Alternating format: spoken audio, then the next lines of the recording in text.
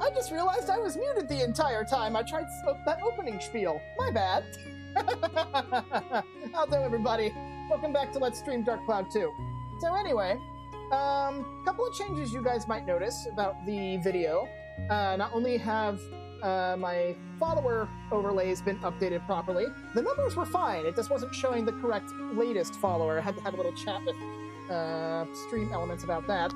And then down the bottom left corner underneath the exit dungeon prompt, you'll see I have a chat overlay. So now people in my chat will have their messages displayed on screen. You can see what they're saying when I chat back at them.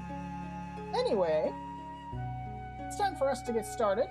Last time we got a bunch of scoops going this far into the forest, and we also unlocked the Carpenterian, so now we can start building the town.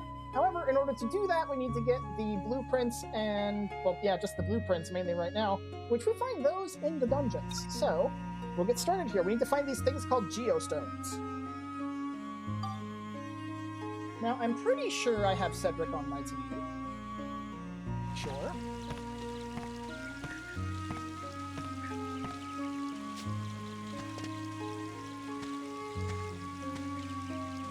Let's see. Yep, okay. So I can start working on the wrench for this one, and then I can work on the armband afterwards. Oh yeah, here we go. Mimics! Alright, this is the Rainbow Butterfly Wood Mimic. It's functionally your friendly foe that's trying to come out of the tiny undusted corner of your stream. Remind me to take a Swiffer to that tiny undusted corner, so that way you can't hide there anymore. But, anyway... the Rainbow Butterfly Wood Mimic is, for all practical purposes, as far as moveset goes, identical to every other Mimic in the game. It just is a number pump. But we are at the point where Mimics can start showing up, so expect to see more of them. Okay, we have a new enemy back there. No, not my tiny undusted corner. Yes, your tiny undusted corner. You cannot hide from the streamer. Oh, you little jerk. You blocked your own explosion. Trying to kill this thing quickly. Okay, there we go. Thank you for ignoring me. This is a new enemy. This is Face of Prajna, known in the first game as Mask of Prajna. They have 2 attacks. At a distance, they'll spit that green goop at you. You can block it, but if it does hit you, you'll get hit with the Thirst status. And they can attack you in melee like that. A pretty basic monster, not really that threatening.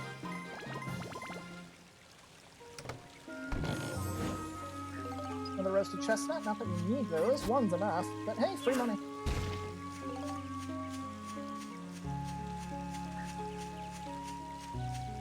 Got a healing spring, we might need it. Let's see. Oh, the exact same enemy formation. Oi! Wow, okay! I don't hide from streaming in my tiny corner, I chill there when the main streamer isn't streaming. Well, too bad, you don't get your dusty corner.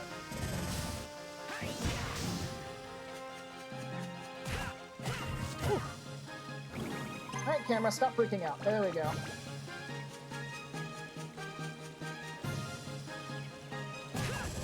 What you get for just standing there. Yeah, this is actually my second stream with the chat overlay. I just got the dust out. I like it too. That's just weird. Granted, you're my boyfriend, so weird is the least of your problems.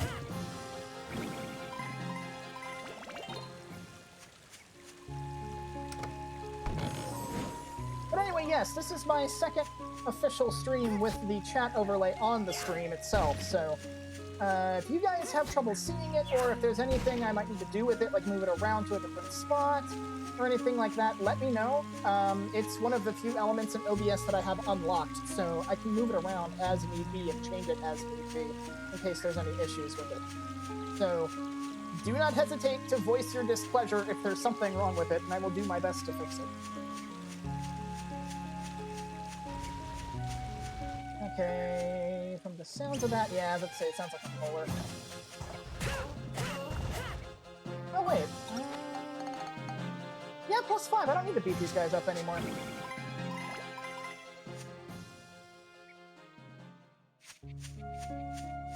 Okay, so now you'll see there's a purple dot on the map. The purple dot is the Geostone. Boffmod's kind of sleepy, but we'll do my best to stay awake and protect Scream. Oh, Kupo's here, so you're not alone. I don't know where Merrick's at, though. You want to be careful when approaching Pumpkinheads with Monica and doing that method, because if the timing's bad, you might end up jumping into a bomb. I've had that happen before. And I forgot to kill it with the armband. See, you're not the only one who's derping right now, Star. Now, trying to hit molars with this is annoying. I think Merrick might be hiding in the other undusted corner. How many undusted corners do I have?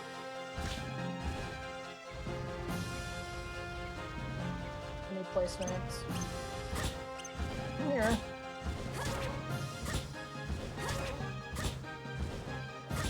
Trying to hit this thing with a projectile is going to be really annoying. Woo! It's kind of tricky to see, but there is a delay.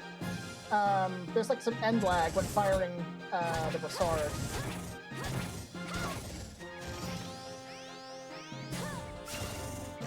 Whew. Yeah, there's some end lag when you're firing the Brassard, so sometimes it can be a little clutch trying to get a small enemy like this with a projectile.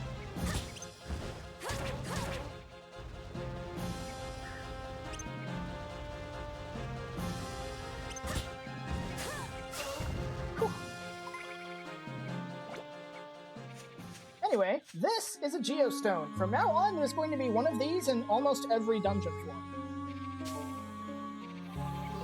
Not just this dungeon either. I think there is a grand total of 2 dungeons in the entire game that do not have Geostones in them, the underground water channel being one of them. Work was pretty quiet today, which is kind of nice after the 2 non-stop chaotic days. It's nice to have breaks in between chaotic days. I'm still in the process of recovering from a chaotic 2 weeks. Back here.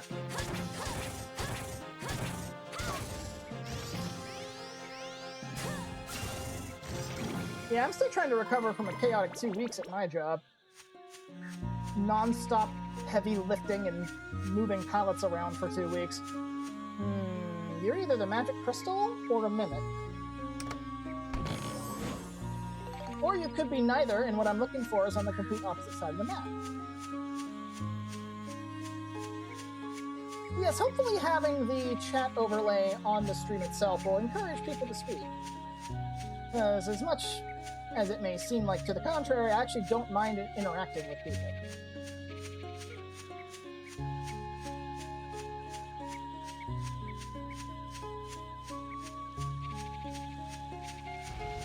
Ah, I never actually went down here. Okay.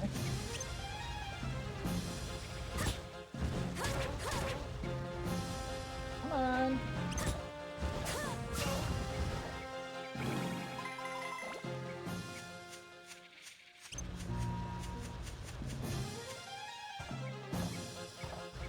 I'm taking a risk here.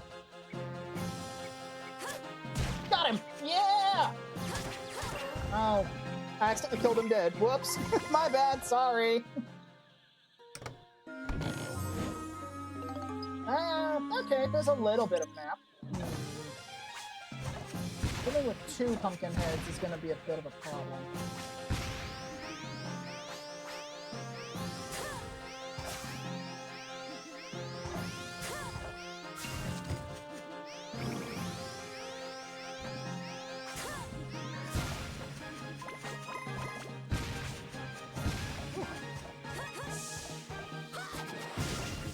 Oops. That's what, 3 accidental kills? Oh well. As long as the sword doesn't get a level, it's okay.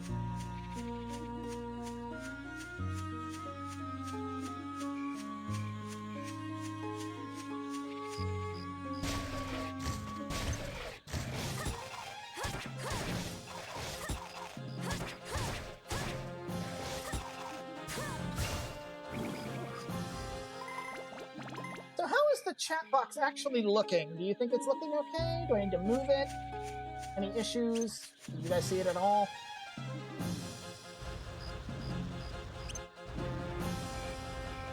Stupid thing, get up. There we go.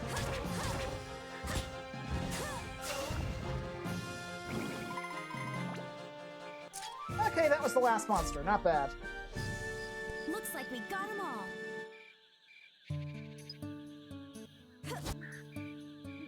You can see it and it looks fine. Awesome.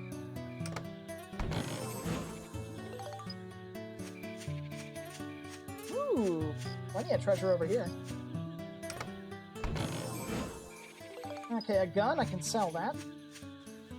Also, I did not get hurt at work today. Good! That means I don't have to deny you cuddles. And then the magic crystal that I don't need, because this is the last thing on the map. Broken glass, lovely.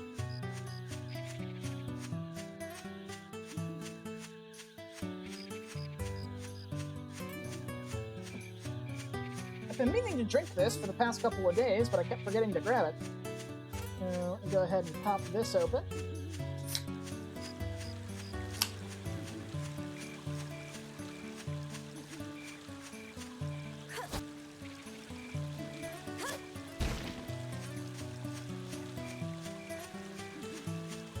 Got me a can of Fresca. Brought this home from work and just never bothered to drink it. Ooh. Oh yeah, that feels nice going down my throat. Tickles just enough, but it's mostly crisp.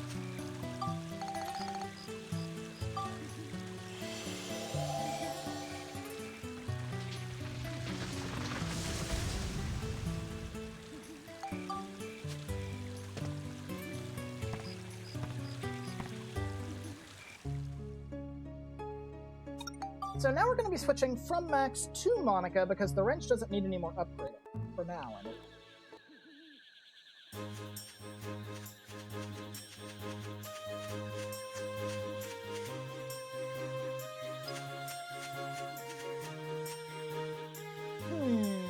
Okay, it's getting in the way of that, but he's saying, looks like you found some geostones.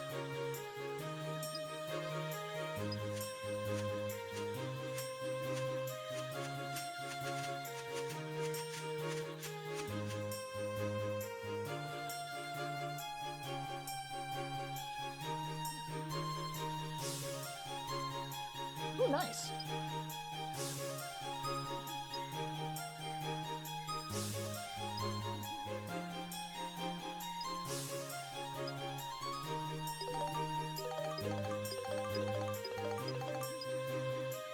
And now we've gotten a bigger bag, for one. He wasn't joking about that. Our inventory size actually has increased. And we got a bunch of free materials. Huzzah for you made it, Merrick!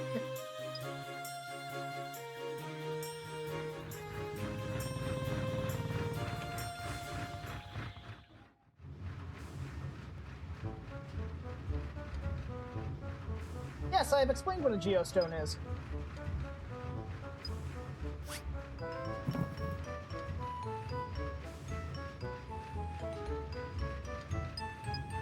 And you can see just from this one geostone, we've gotten a bunch of new things. Not only is it new stuff we can make, we get conditions, which tell us the kind of criteria we need to fill to help rebuild the area. The mod party is all here, indeed.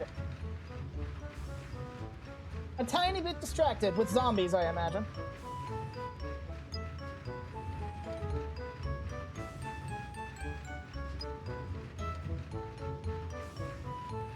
Okay, you want to pay attention to the pollen remaining. That's basically a hard limit on how much stuff you can put in any given georama field. And chicken pot pie. Ooh, food.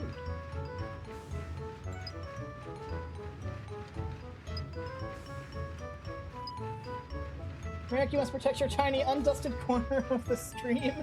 Glad he's starting to dust our homes. I have a feather duster and I'm not afraid to use it!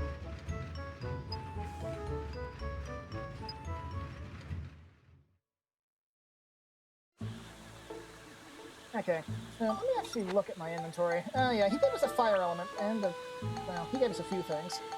And organize inventory.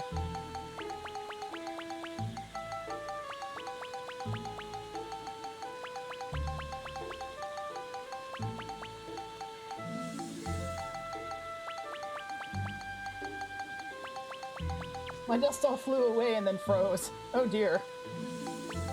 But yeah, if you actually scroll all the way down here, you'll remember this diamond was at the very bottom corner of the inventory. We got an entire extra 6 slots.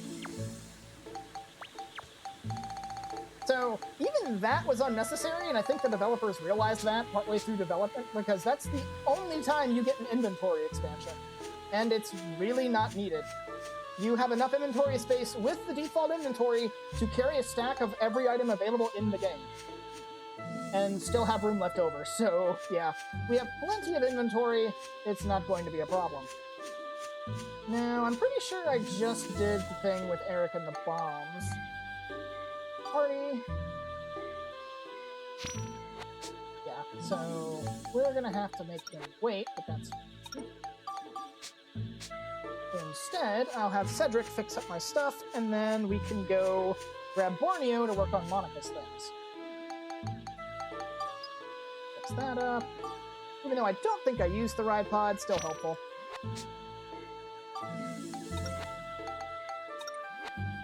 Okay, tell you what, I'm actually gonna move the chat window. Let's move the chat overlay here. Is that more there? That's a bit better. What do you guys think? Is that new spot okay?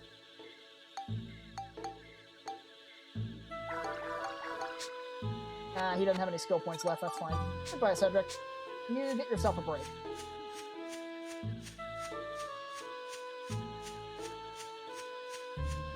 I mean, I think they meant for a smaller inventory and then decided to go for a full inventory from the start. Well, the main reason the inventory space really isn't much of a problem is because if you compare it to Dark Cloud 1's inventory system, the way Dark Cloud 1's inventory system worked was like this. Like here, I'll take a stack of bread to show you. Is you would have an inventory like this, and then each individual item that you pick up would take up a spot like that. And you can actually play the game this way if you want to. But in Dark Cloud 1, for example, like say you bought 5 things of bread, it would look like this in your inventory with 5 individual loaves of bread.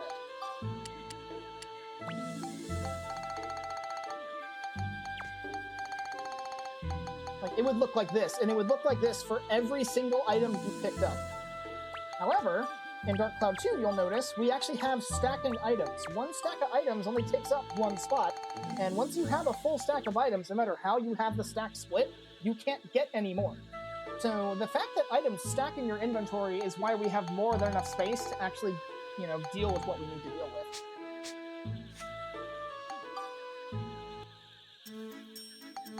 Honestly, it wouldn't surprise me if the reason they decided to go with a inventory expansion is because they had those in Dark Cloud 1 and they had that for posterity, if nothing else. But then they kind of realized, oh yeah, there would be no reason for it because there's more than enough inventory space in the game, especially with stacking items, so not a huge deal. I sold my stuff to the guy and forgot to get him in my party. You, come here. This is what happens when you just yabber on. Alright, let's go.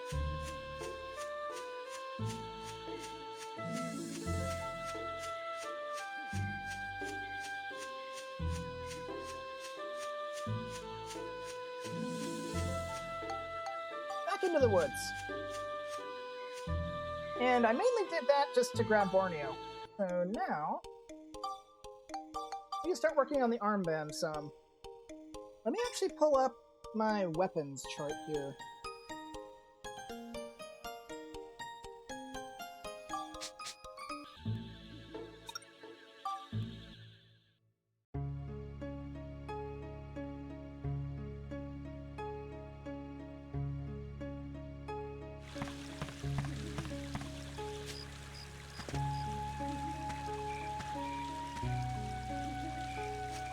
So, I'm gonna see if I can actually get the upgrades that I need. Like, I know I have the synthesis points for it. I should have enough. It's just a matter of materials. Do I have the materials to do what I need?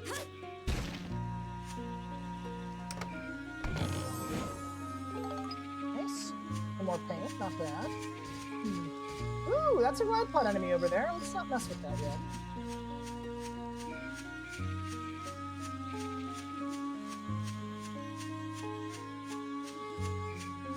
A lot of chests and a tour.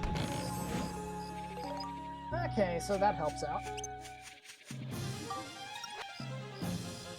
Let's look at that wrench of yours there, Max. Let's see. So we only have one path we need to take. This thing still needs some attack power? Damn. Let's see. I need one. I need a single attack point. Let's see. I've got plenty of fire, plenty of lightning, definitely got plenty of destruction, and plenty of sea dragon crystals. So yeah, I have enough stuff to actually get what I need here. So let's see.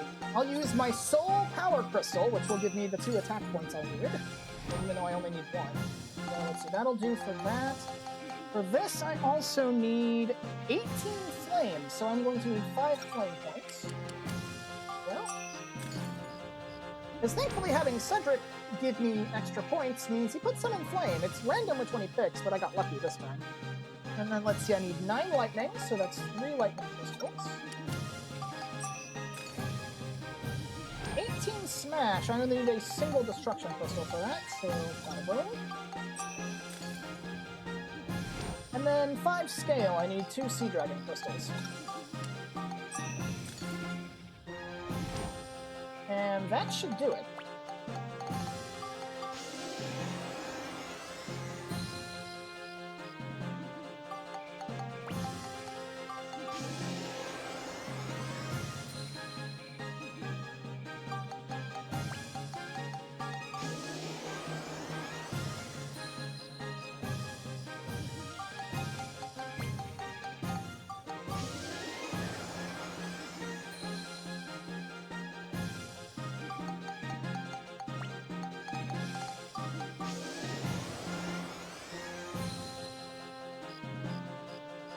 There we go. Now, if we wanted to, we could build it up into the Smash Wrench, but I kind of like doing that all at once for multiple reasons. One is a personal OCD reason, but the better reason is because upgrading the weapon will sometimes upgrade the stats on its own, just by default, to make it a bit more powerful, which will make it harder to not kill stuff with it. So... well, I prefer to leave it unupgraded, at least for the time being. Ow. Also, yeah, there's a nice little visual glitch there. Sometimes when Monica gets hurt, her ponytail flips out, because her ponytail is actually considered a separate model from her actual body model, so it reacts badly to her taking damage. Sometimes it'll shoot straight up in the air like that, sometimes it just goes nuts and flings everywhere.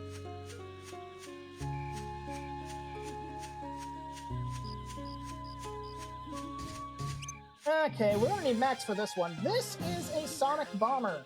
You want to kill these guys with the Ride Pod for now. 3 shots from the barrel cannon will take them out. They have 2 attacks. They can use those little amps on their arms to fire sonic pulses at you. You cannot block those, and they hit like a truck. And then, if you are behind them constantly... ooh, I get a free heal, yay. Yeah.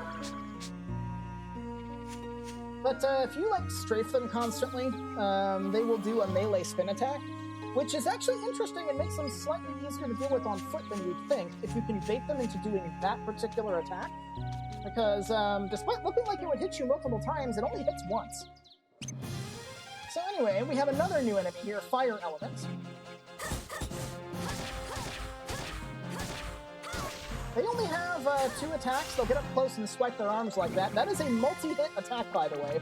Each individual hit is weak, but it hits like 6 or 7 times. It's nuts.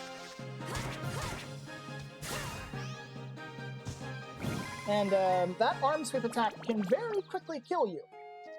Now, there is a second attack they can do where they will charge up a ball of elemental energy and throw it at you. That particular attack can be thrown back at them if you have Monica's ability to do so, and Max can bounce it back with his wrench. Next time I see one... oh, well, there we go. I'll show you what I mean, assuming he doesn't. Are you gonna get up close? Like that.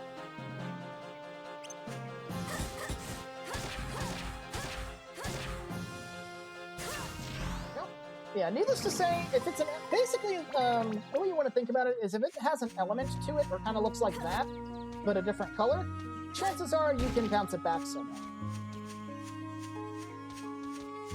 Got Tora there. Let's deal with you.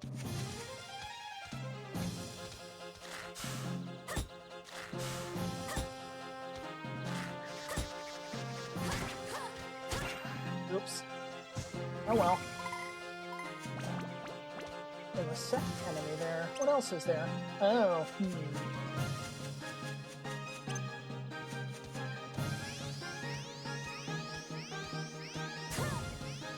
Come here.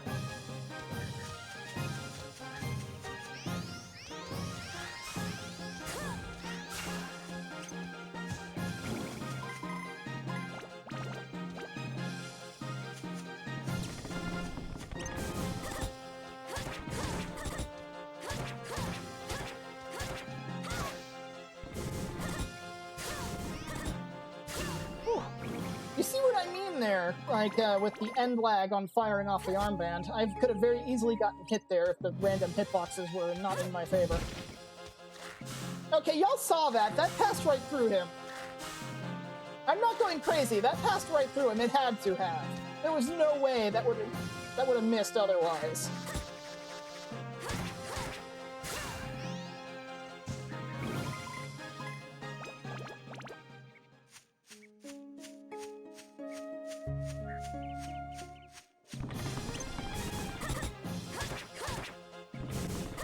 The tree thing is terrifying. I never want to see it again. Well, sorry, Merrick. There's another one right here.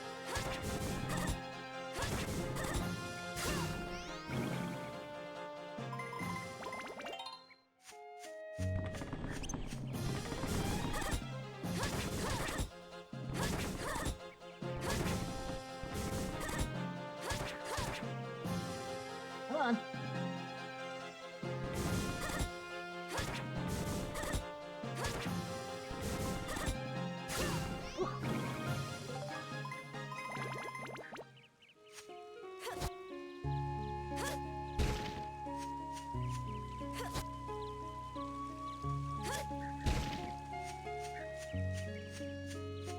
Yeah, they look nasty. They're not actually that bad.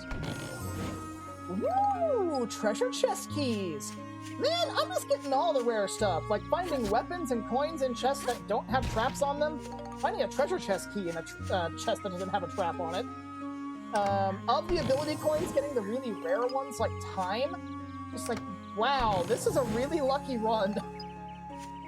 Okay, so I'm going to be sticking treasure chest keys near the bottom of the inventory, because I fully intend on using those as the need arises.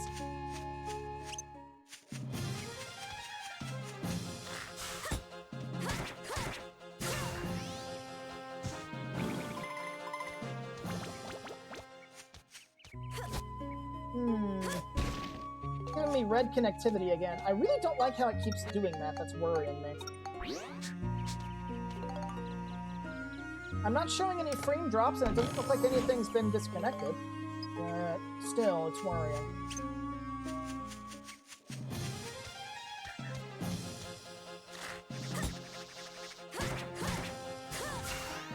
No dodging for you.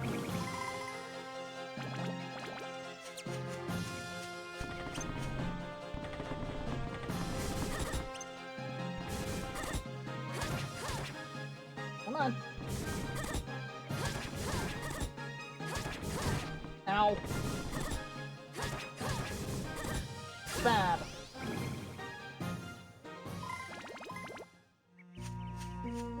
Are there any rocks around? Rocks would be nice.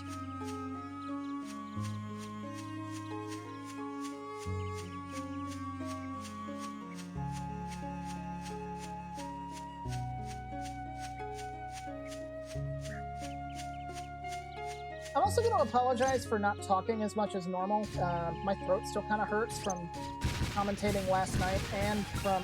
Okay. Last night and from my Vampire the Masquerade stream earlier today.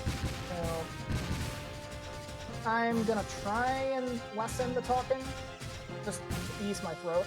Now, you saw that there where the barrel cannon fired twice for a single shot. I don't know why, but Ride Pod ranged weapons just have a random chance of firing off 2 shots at once per press. I don't know why they do that, they just do.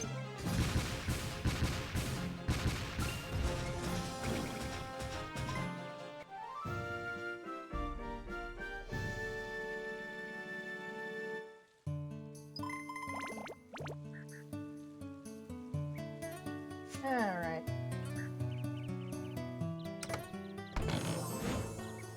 Flower, which will probably never get used.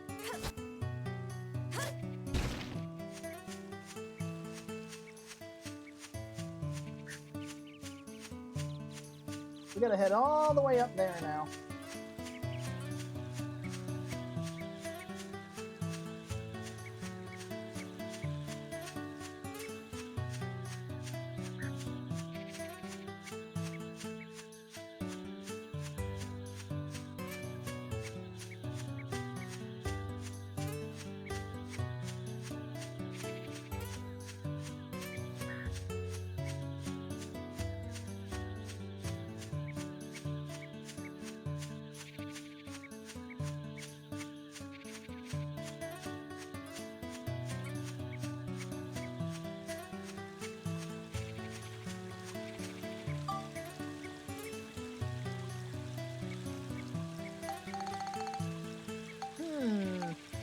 Interesting.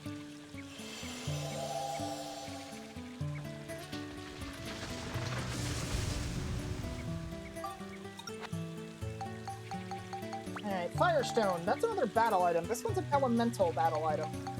Now, I know we want to save those in particular. I think we need those for something later. The various elemental stones that you can find are useful for higher level inventions, so we definitely want to keep as many of those as we can.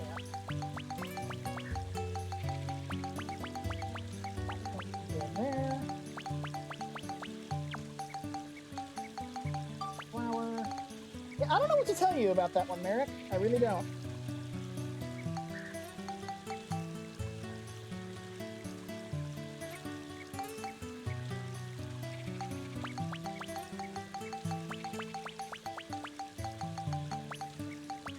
What do you think you're doing?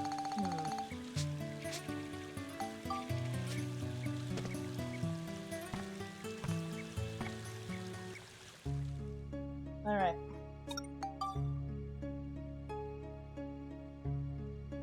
Now, the first time we got a Geostone and left, the game automatically processed it for us, but we want to continue on.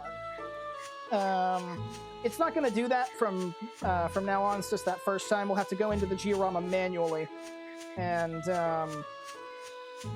download them that way. It does it automatically whenever you board Carpenterian. You should have all your skill points back. Yeah, Cedric still needs to rest a little, so not gonna do the repair this time, but shouldn't be too big of an issue. Yo, Borneo! Do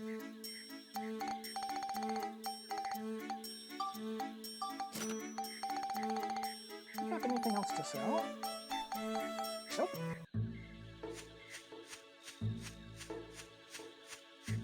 Oh, right. I keep forgetting to add him back to my party.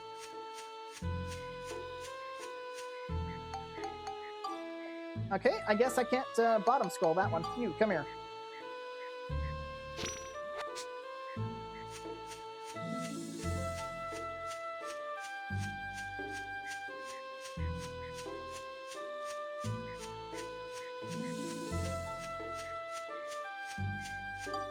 just had an idea, actually. Let me do it like...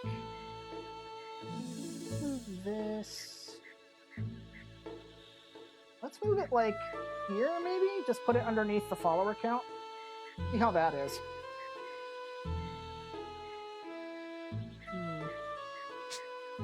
What do you guys think? Is that better, or is that more obstructive?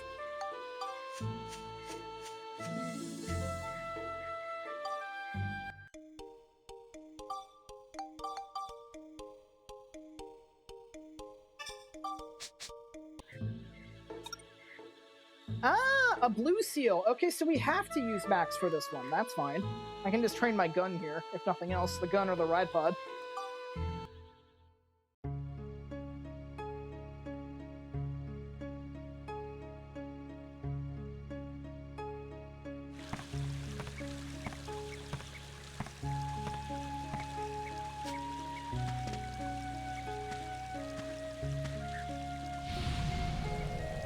Blue seal. No using Monica. That's fine.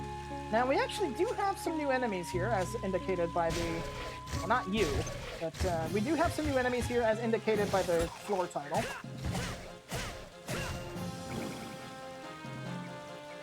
This is more or less all going to the ride pod.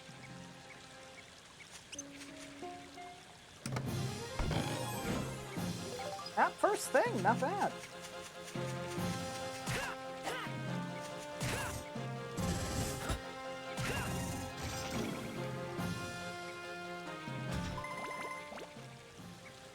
A little better, though, hard to find a perfect spot. It varies from game to game, because the games, every different game has UI in different spots.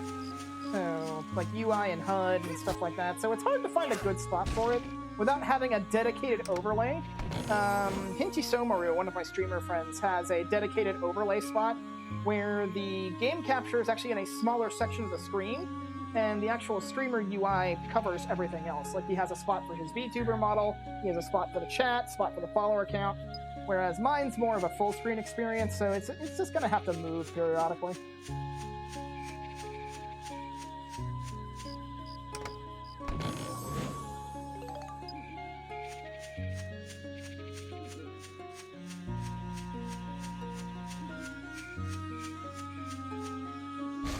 Hi!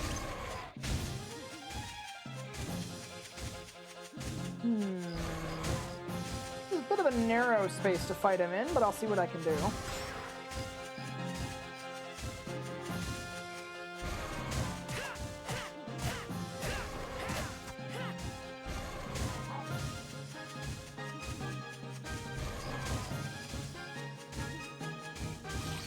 You'd think after playing this game on and off for 15 years, I'd be more used to fighting, or not getting spooked by fighting things like this in tight quarters, but nah, these things still scare me all these years later, especially that clap attack.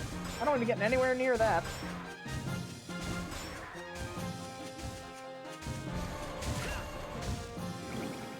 Like, it should say something that I'm more scared of these mimics than I am of the mimics in the Soulsborne games, and those ones can one-shot kill you.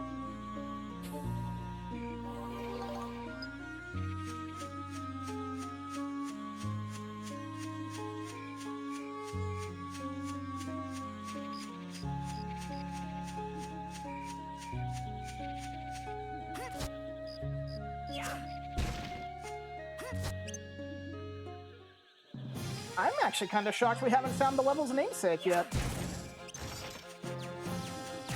Well, there's one right there. Fair enough. Okay, Ride Pod's gonna take a hit there, but that's fine. So this is a pixie. This thing has 2 attacks. It can put on that hat, which has a very nasty-looking mouth on it, to try and bite you. And from a distance, it'll throw fireballs at you. These ones, I don't think you can bounce back. But thankfully, with pixies, you can subscribe to the video game trope that has wings. Shoot it. These guys are... I don't think they're weak to bullets, but they're definitely not resistant to them, so... doesn't matter to me.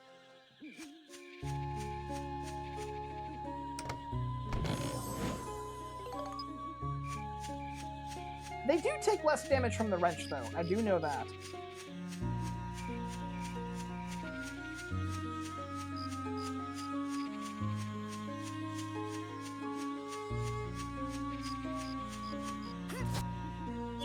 Oh, there's 3 of them.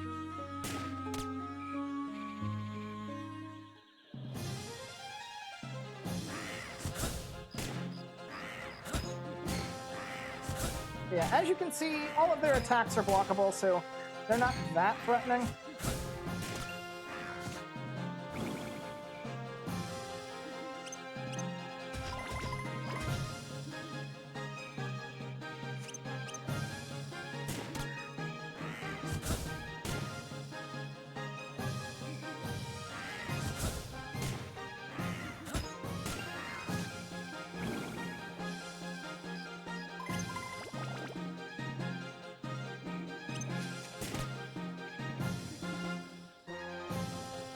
Come on.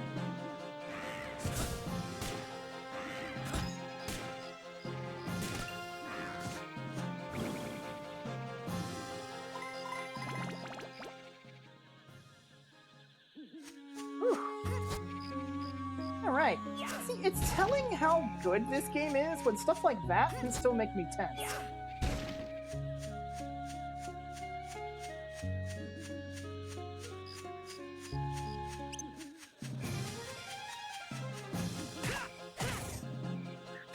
Get back here.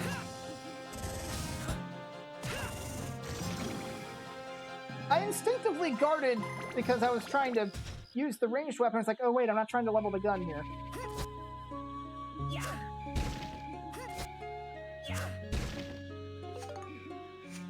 Right pod fuel. I mean, the right pod did get damaged, so why not? Let's use it. Pod fuel. There it is.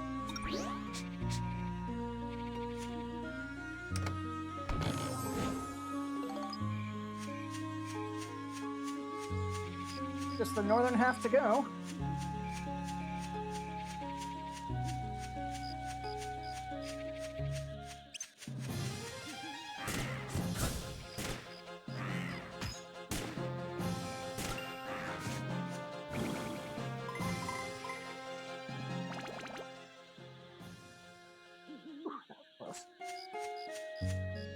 Rocks. No, rock. Give me the rock. Thank you.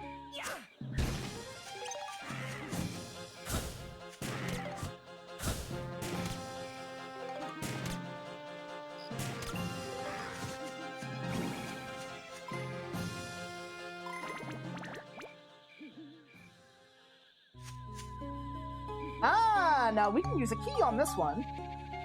Very nice. Okay, yeah. I don't usually have treasure chest keys this early in the game, but hey. Ooh! Monica just got her melee dud. Very nice. I'm just getting all kinds of lucky on this playthrough. Very, very nice.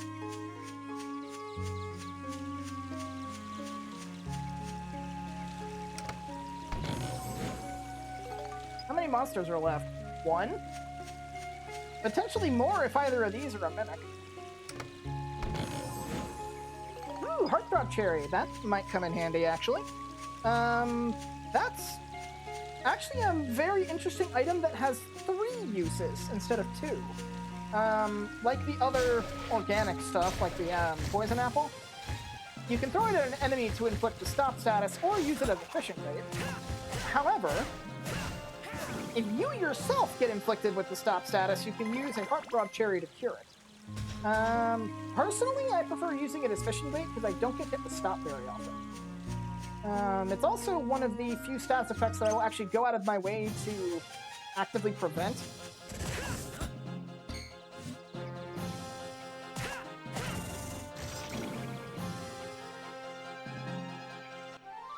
So Heartthrob Cherries are definitely more of a fishing bait for me.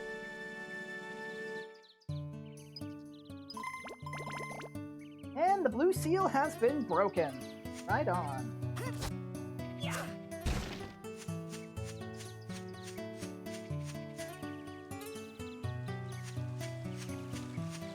Alright, let's go see what the Angel Devil coin has in store for us.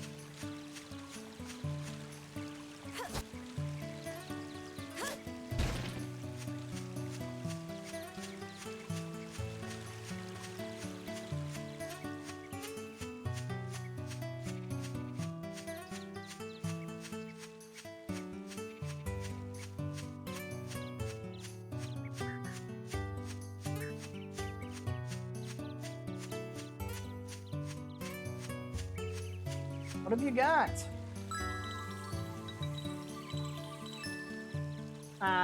Oh, yep, too late. Got the devil. Oh, you broke my sword. How dare you?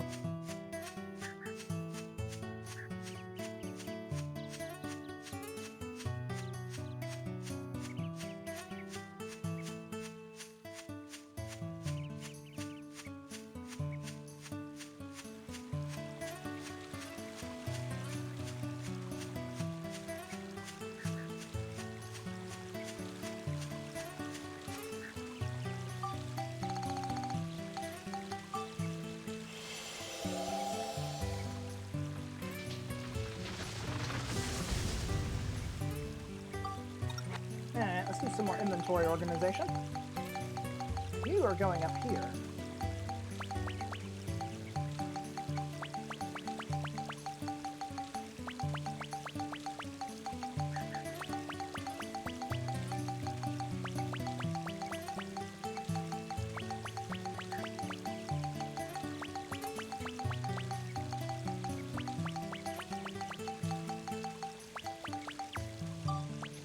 Light element can go there.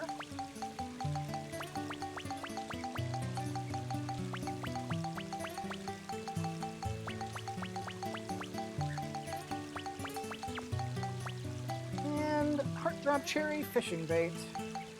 That right there, I suppose.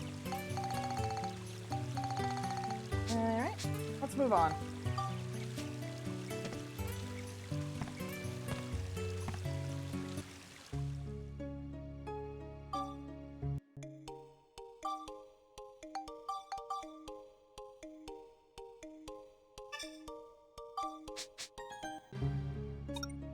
The legendary killer snake.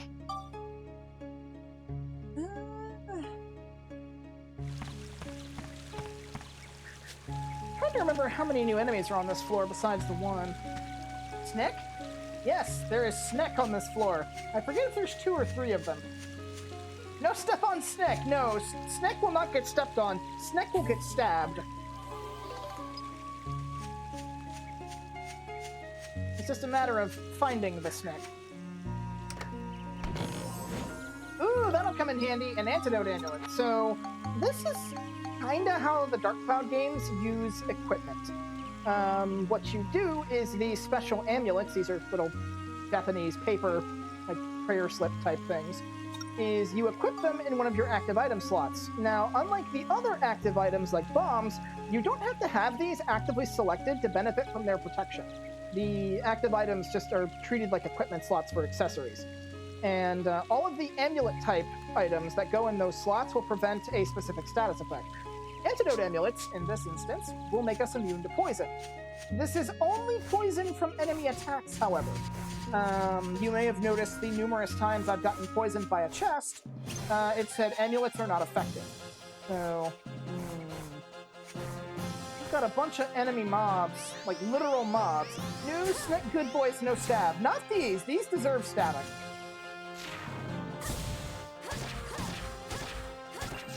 Oops. Yeah, there we go. It died again. Oh well. You come here. Now, are you gonna burrow? No, you're gonna come right at me. Alright. Oh, no, you are burrowing. Okay.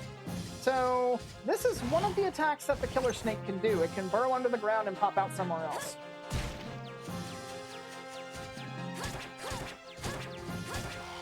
Okay. So, you'll notice I blocked that and it did 0 damage. It broke through my guard, but it still did 0 damage, so you can effectively block that attack. Now, something to keep in mind with that is, for attacks that pierce your guard, you will only take reduced damage from guarding the attack the first time you block it. So, if you lower your guard and then raise it, you'll refresh it and take 0 damage again. And let's see, so it can do that tail whip, it can bite you. That bite attack you can't block, and it'll poison you if you do take damage from it, even through guards. But the antidote amulet helps out with that. And the only defense against this is just run. You can't block it. Alright, come here. Yep.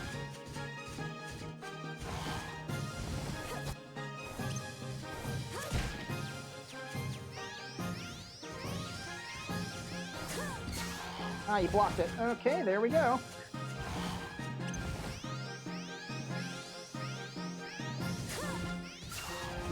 Now, those of you who have either played or watched my playthrough of the first game will recognize that as a mini-boss from the first game that was actually tied to a plot event. We had to get a special sword just to kill the thing. Not so in this game. You can kill them with whatever. Now, something that's interesting is that the killer snake is the only enemy in the game, like the entire monster bestiary, that is actually weak to ride pod attacks. It takes 20% extra damage from ride pod weapons.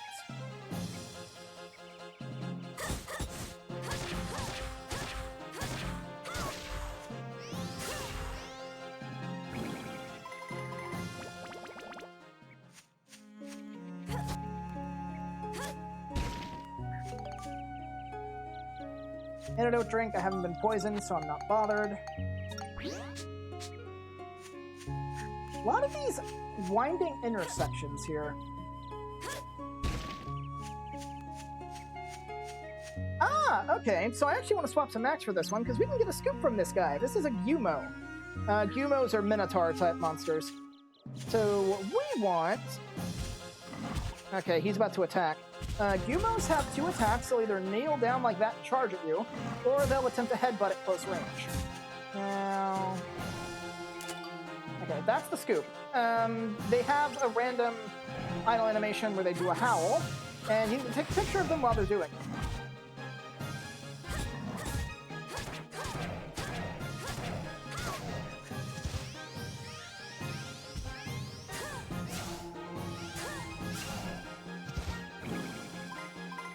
Yeah, you can block both the charge and the headbutt, so they're not particularly threatening. Plus, they telegraph the charge attack pretty well, so the only way they can hit you with it is if you somehow don't see it coming, like they attack you from behind, from, like, towards the camera. Does Ride Pod need refueling? Yeah, I mean, it kinda does.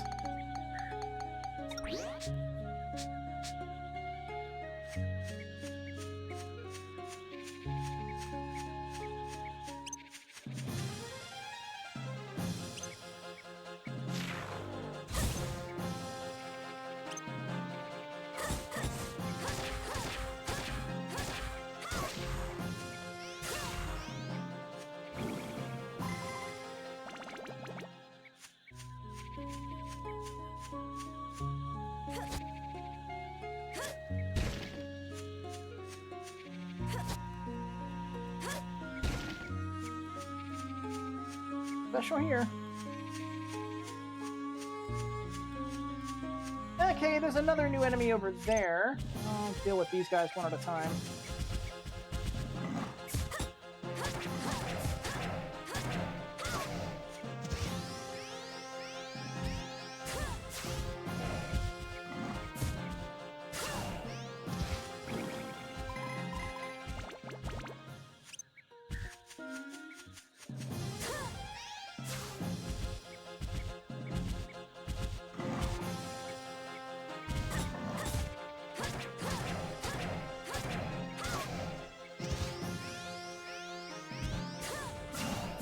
Okay, so we have a new enemy here, Ice Element.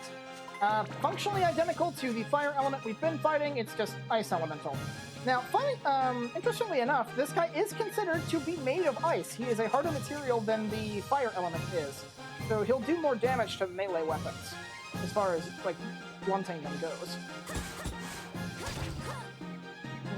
I may need to knock him over to get him to come down low enough to actually hit him repeatedly. There we go. Now, fortunately, despite firing a wind elemental projectile, my armband still has some fire damage on it, so I am hitting a weakness there.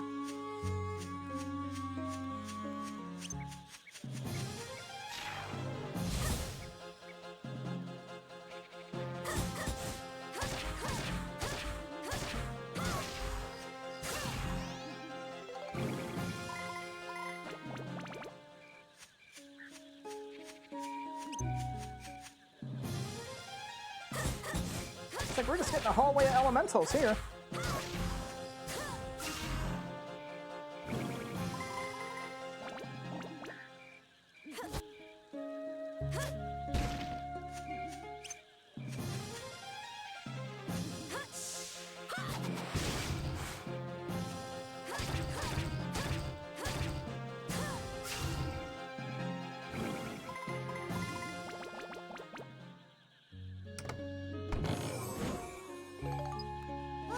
Nice. Okay. So at least one of the snakes is down on the south. One of them could be up north. The other one could also potentially be down south. We'll just have to see.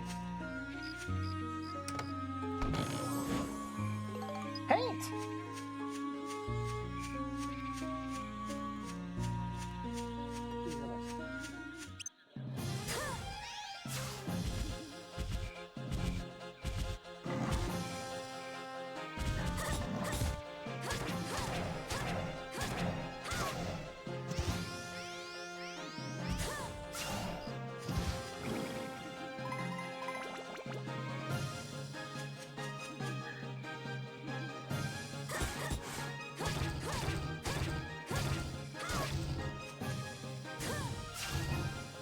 I'm pretty sure that thing just did 3 damage to my sword there on one of those hits.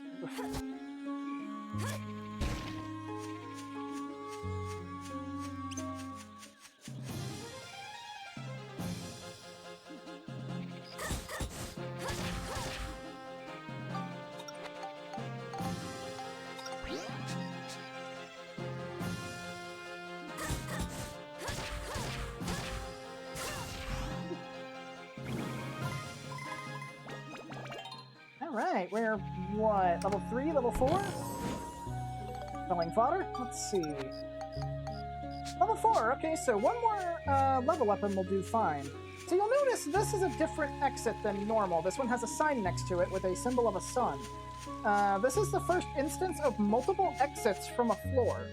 I'll show you what I mean by that when we clear the floor out and I can actually safely look at the map. But there are 2 doors we can use the gate key on, and which one we use determines where we go in the dungeon. Thankfully, in this particular instance, it's pretty straightforward, so we don't have to worry about potentially going the wrong way. Or selling fodder.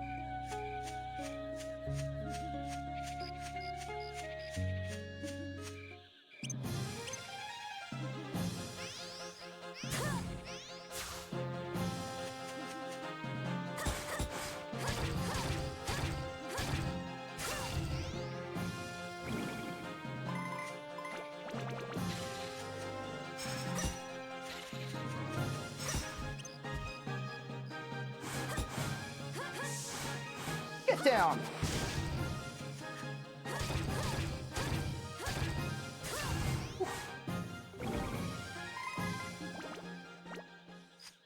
What's over here? Just a Gyumo.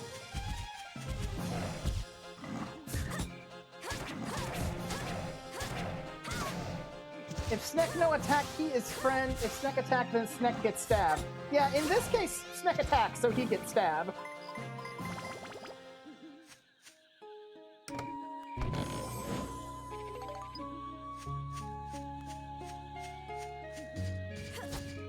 I hear a sonic bomber.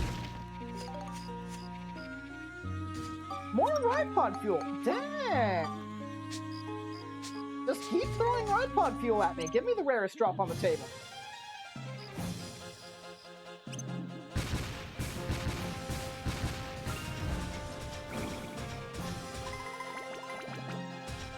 Dirty rock, huh? Hope you don't take it for granted. Please don't take my mod power away. Totally gonna do it. You're gonna be losing your mod powers. This is a very unfortunate mob of enemies. Alright, you. Oh, wait. Well, come here. I want to fight you over here. Oi, don't ignore me. Get over here. Okay, so my memory was kind of right. There's 2 here. I seem to remember there being 3, but no, there's only 2. I can't make one bad joke. Maybe, maybe not. Depends on my mood. I gotta mess with you somehow.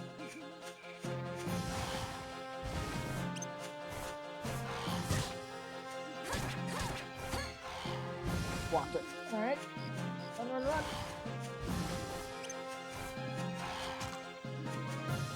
Think of it this way, Star. If you come up with some better jokes, i.e. get new material, I might be more lenient. Oh! That was a nice dodge.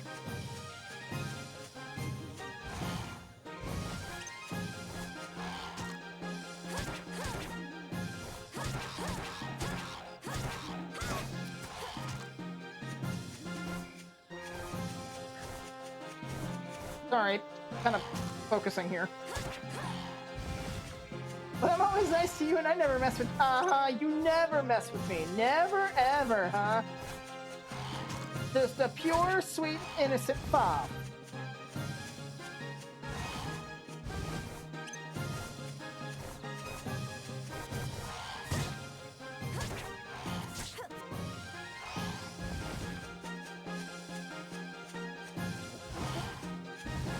Die, Snake!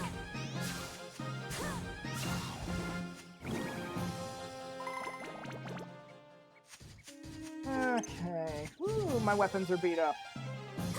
Exactly, then you threaten my tiny dusty corner make me sad. I don't think I believe you.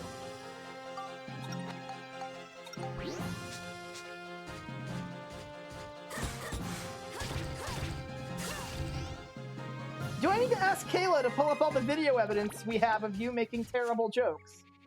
And messing with me?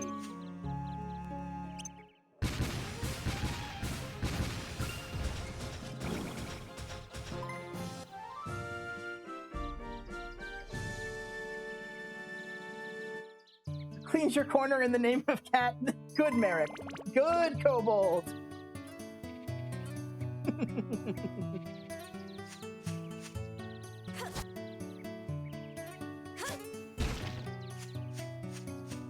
Alright, so...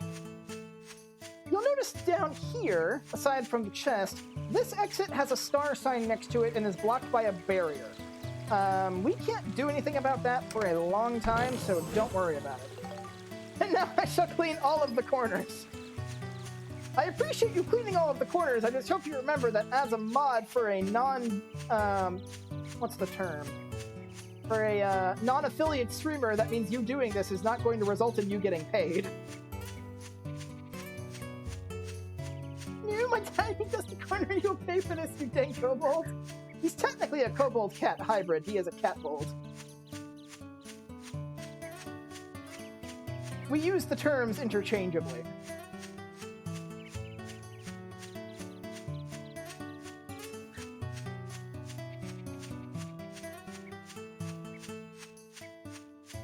So I'm also sorry, Star, but I'm gonna have to ask you to go take a bath. I refuse to have cuddles with a dusty fob. You'll pay regardless, and I never mess with my... Sure. You never mess with me, ever. Yeah, sure. You just keep telling yourself that. You're lucky I love you.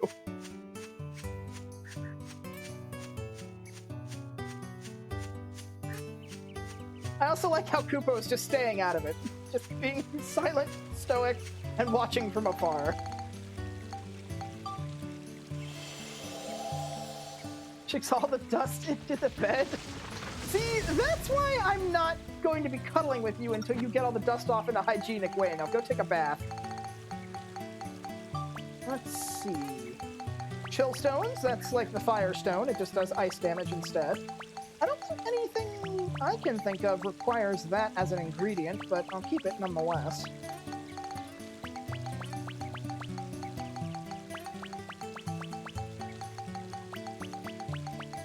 Let's see, the life element. Put that there. Over there like Sniper in TF2. Just waving while looking down sights. Fine, but only because I want cuddles. Yeah, I know exactly how to get to you. Sturdy rock. Like I said, I'll organize the materials section of my inventory to better suit my OCD later. He says as he does that right now.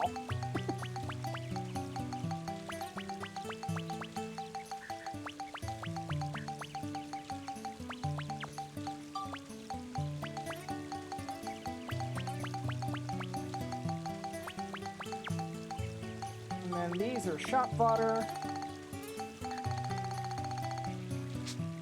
Not gonna lie, I'm very eepy. Do you want to go to bed? I mean, you don't have to stay for the whole stream if you're tired. Plus, I'm sure the music's not helping. The game has a really good composition.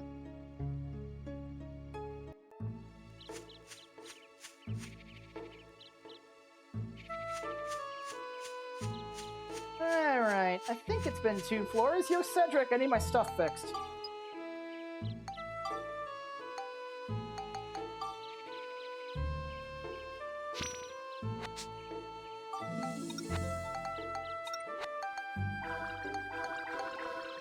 Ah, much better.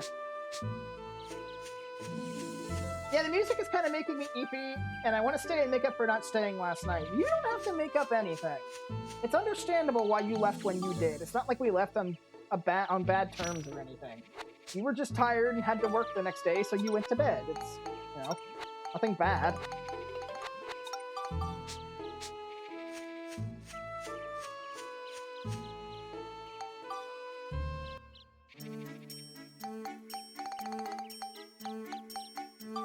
These. There we go. A little bit of extra cash.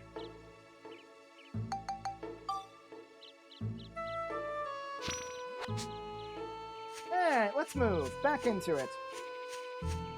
Now, we're probably going to be getting all the way... I know it isn't bad, but still I wish to hang out with my sweetheart and have fun while doing it. Aw, thanks, sweetie. But yeah, no. We're probably going to get through the entirety of the...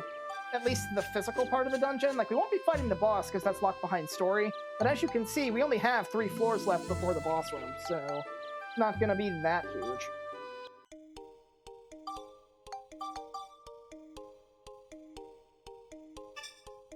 Alright, give me just a second. I need to send a message to somebody.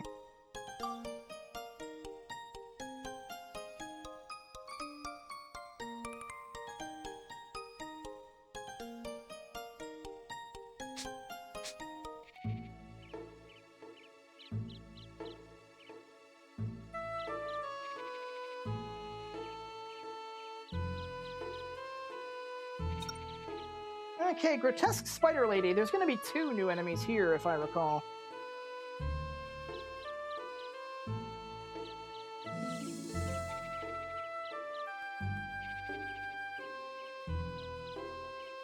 One moment.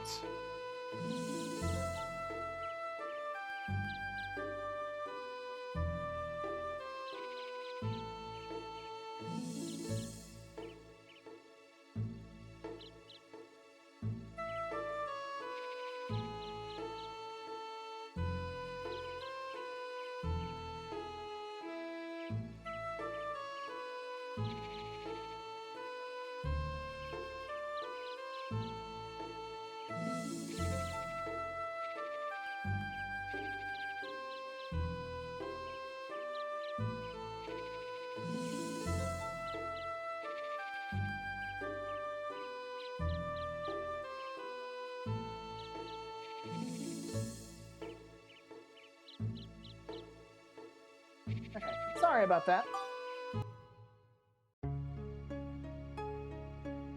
Okay, so hopefully we should be able to get the armband to level 5 by the time we're done here.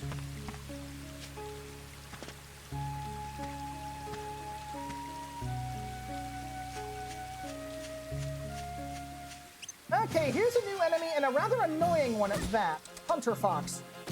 These are the first, like, pure ranged enemy in the game who will actually try and stay away from you if at all possible. And the problem is that there's 2 of them. Ow. They have 2 attacks, both of which are blockable. They'll either shoot you with their rifles, or if you somehow manage to corner them, they'll smack you with their gun and knock you over. Yeah, I'm gonna have to heal here. They're really annoying in groups.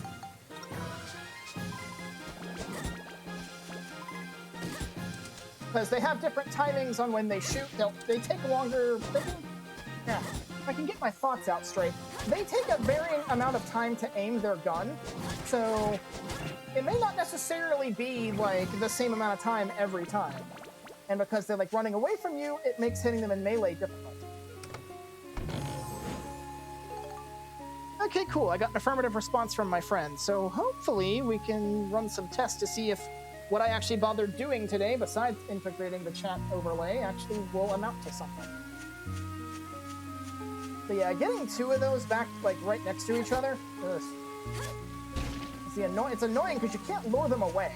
Oh, hey, there's a healing spring here. Never mind. Well, that'll make things a bit easier. They're not bad, they're just annoying. as well. Oh, another one. Okay, 3 hits kills them. Nice to know. Okay, so that means there's going to be 3 new enemies here then. Here's the second one. Spider Lady. These have 3 attacks, technically. They have a physical attack, which is hitting you with their staff. They have a ranged attack, which is the curse ball that molars can shoot at you. And this is the first enemy that can actually heal themselves. If we leave it alone long enough, it'll do that, and it'll recover a little bit of HP, nothing too bad. And they can do that indefinitely, too. There's nothing stopping them from spamming the heal. Something else that's kind of annoying about them, although it's not really that bad, is they can heal other enemies, too. So if you see them in a group, you want to try killing them first.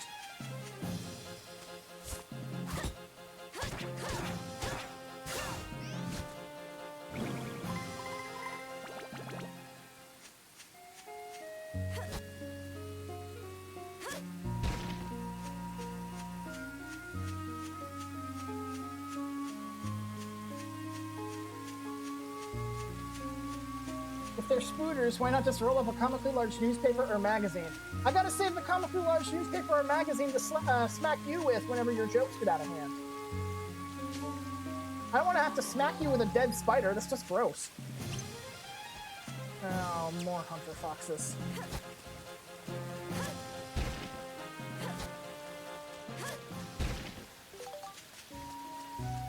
Yeah, here's stomping.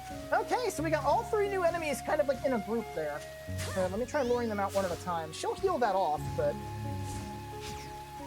that should at least have gotten her attention. Yeah, she'll come over here now. But what if you miss the spooter and it disappears? Well, then what was the point of smacking it with a newspaper if it's just going to disappear? Alright, so that's a new enemy there, Tigriff. I want to get that thing over here if at all possible. Oi, do I have to hit you again? Come on.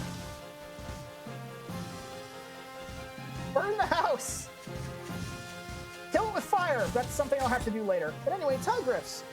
They have 2 attacks. They'll either try and pounce at you with their talons, or as you saw from a distance, it'll shoot like feather fleches in a cone in front of it. You can block the pounce. You cannot block the feather fleches.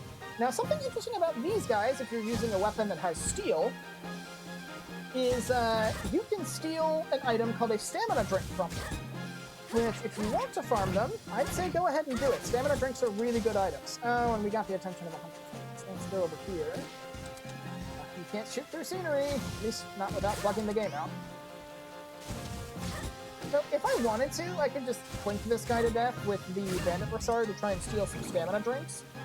But, nah, not really necessary. Don't want to hit you again. Ow!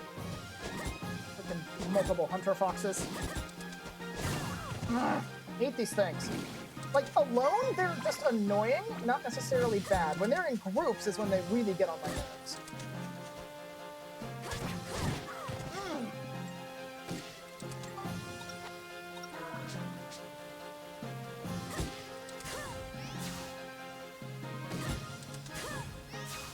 Better yet, send Kayla in there and not tell her that a spooter is loose. Now that's just mean. What did Kayla do to you?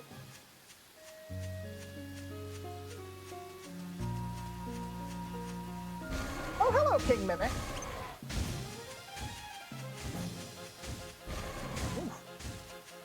It's a bit too narrow to be fighting you here. Let's get you over this way.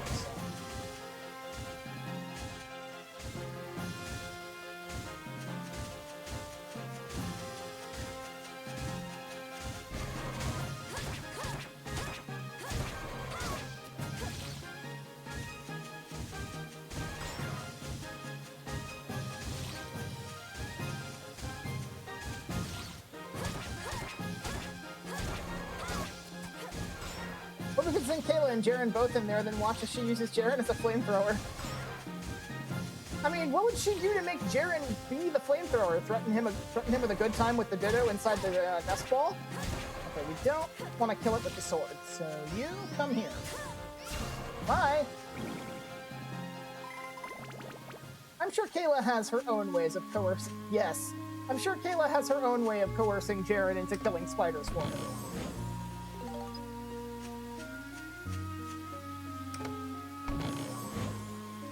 Right, drop cherries, not bad.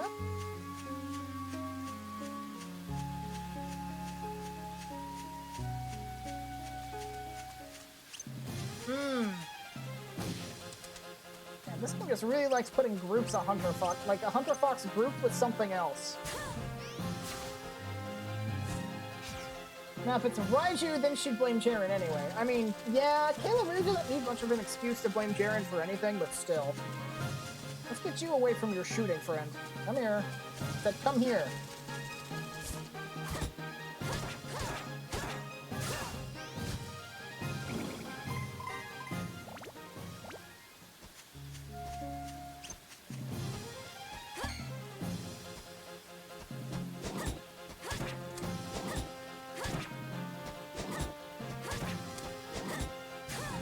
Okay, so a single hit with the sword will actually let me hit them 3 times. But going singles may not be bad against them. What? Ooh. Cracked my fingers there. I don't know if you guys heard that. Popping those knuckle bones.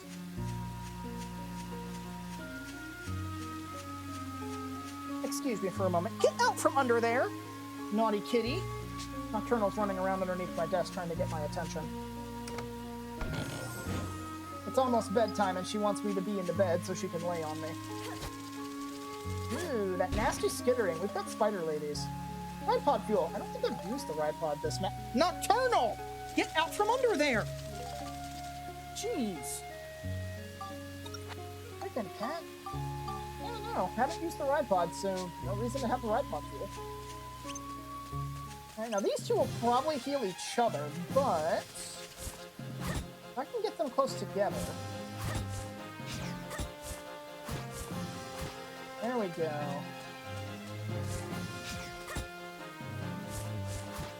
I'm gonna try and get them both to do that. There we go. Avoid Babu being rude. Yeah, very.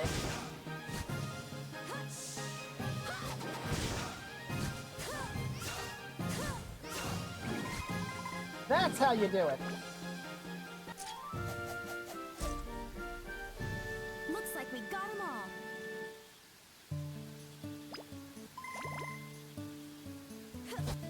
No, lift up the rock, Monica, not the chest.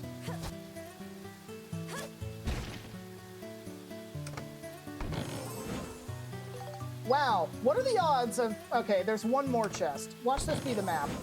Called it! The last few chests being the navigation tools. Oh, that never gets old.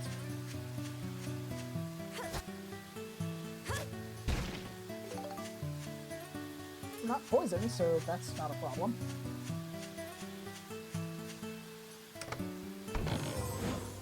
Ooh, a power crystal. Yeah, those are the rarest of the upgrade crystals, so take them when you can. They are very, very helpful.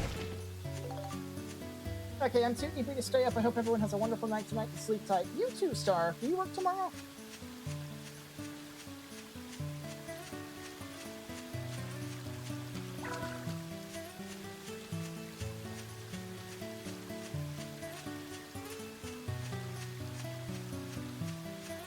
Nope, you're off tomorrow. Well, hey, sleep in. You deserve it.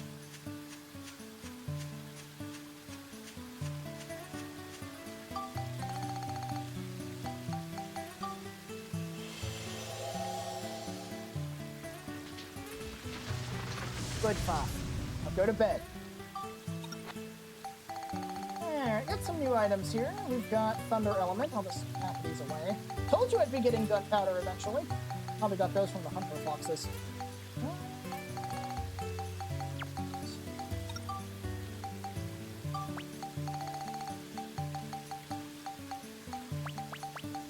Right there. You know what? I can't do this any longer, so... My OCD is bothering me too much, so I'm just gonna go ahead and organize this to my heart's content. You guys get to enjoy peace of the world while I do this, so you guys can't complain too much.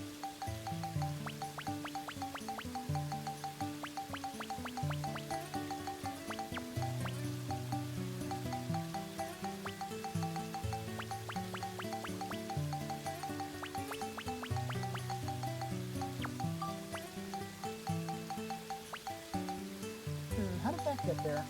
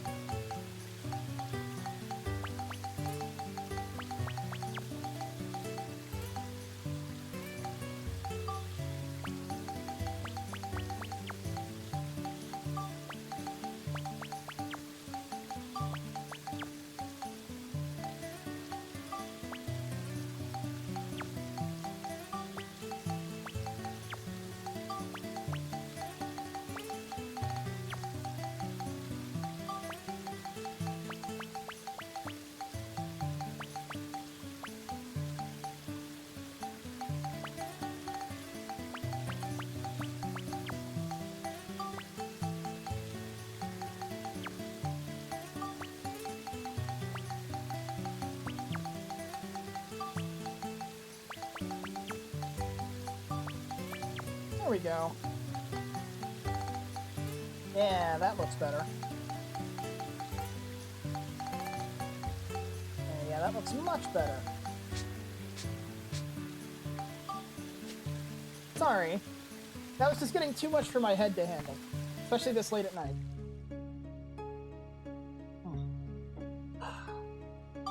Need to finish this fresco before I call it, so... However long this fresco lasts is however long we're gonna keep going if I'm too tired. Oh, now she's climbing on me. Do you want a place to sit? Is that what you're looking for? Oh, come on, make yourself comfortable. Come on. Just don't be a nuisance and stick your butt in my face when I'm in the middle of something. There you go. Okay, Rainbow Falls entrance, our final floor, and the first white seal. Hope you healed up and saved before coming in here, because you won't be able to heal with consumables. White seal. You can't restore health or cure abnormal statuses.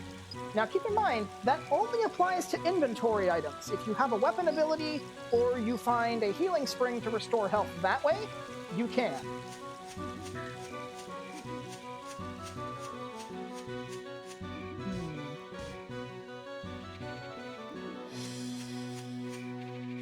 Okay, good. We got lucky.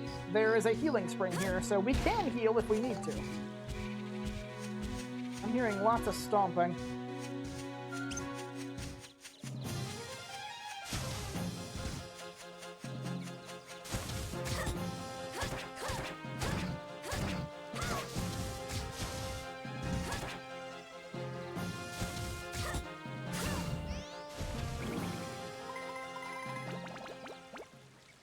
So close. Ah, good. We got the map early. That helps out at least.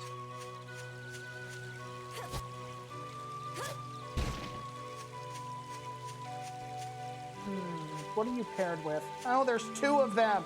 Oh, jeez.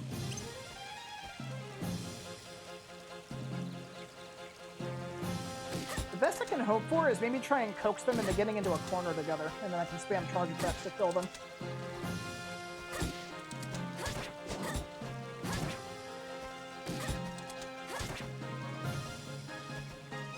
Or one of them, they could both be stupid and just turn their backs to me to let me get a free kill. Oh, thank you. Thank you for being stupid.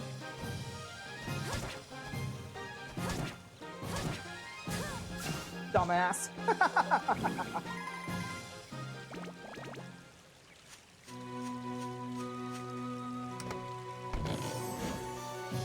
Let's see, magic crystal. Alright, there's something down there. Hey, yeah, I don't think there's any more new enemies in this area. At least not until way later on.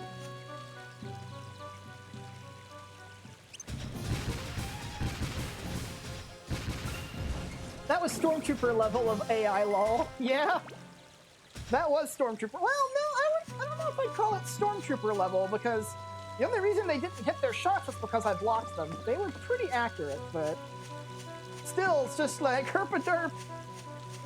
They definitely did a herpaderp there.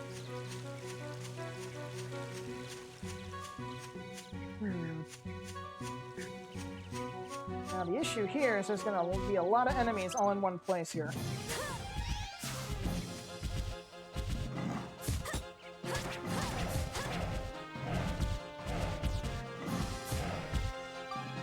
Thank you for backstepping and giving me a chance to repair my sword. Thank you, thank you.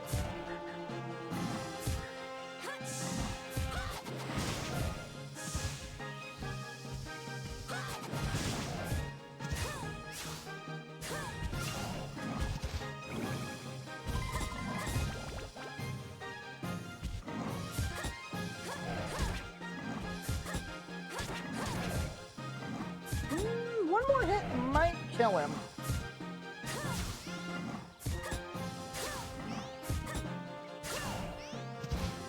Is this gonna do it? Very nice, that did do it. I think we are at level 5 now. Are we? Yes, we are. Okay, so let's see what we can do with this. This one I think branches. If I'm not mistaken, we want to go down. Let's see.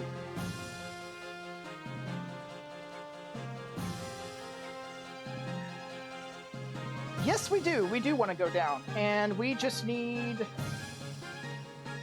We need 3 points in... Well, we technically need 9 points in Cyclone, but that's 3 crystals worth. So we should be able to easily do that.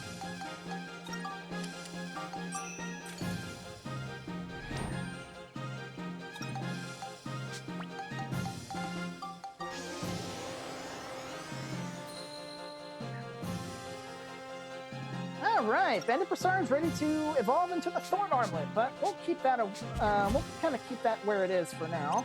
And more or less, everything else in here is just free ride pod experience.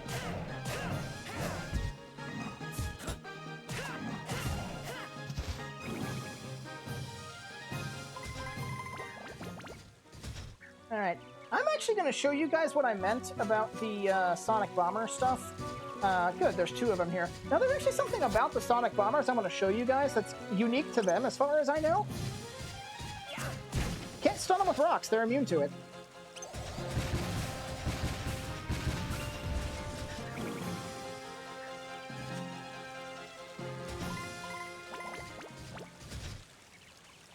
Now, there is one thing I do want to show about the Sonic Bombers, just if you do end up fighting them on foot for whatever reason. Now, unfortunately, that attack is kind of hard to dodge without going straight backwards. This attack! You'd think that attack would be able to hit you multiple times, but it doesn't. It only hits you once. So if you block 1 hit, you should be good to just attack it once it stops moving. Let's see if I can get it to do it.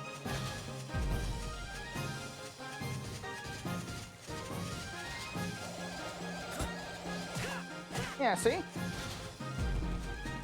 I was still managing to attack it while it was in the middle of its spin animation because it only hit me the once. So if you do need to fight these things on foot, that's one way to do it, is by taking advantage of that.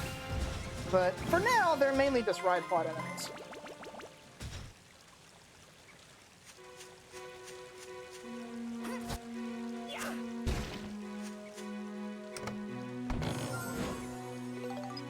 Rock. What do we got here?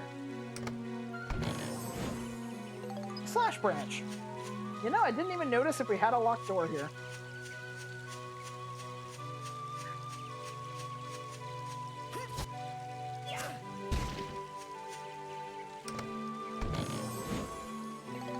Holy element. Ah, I see. It's that way.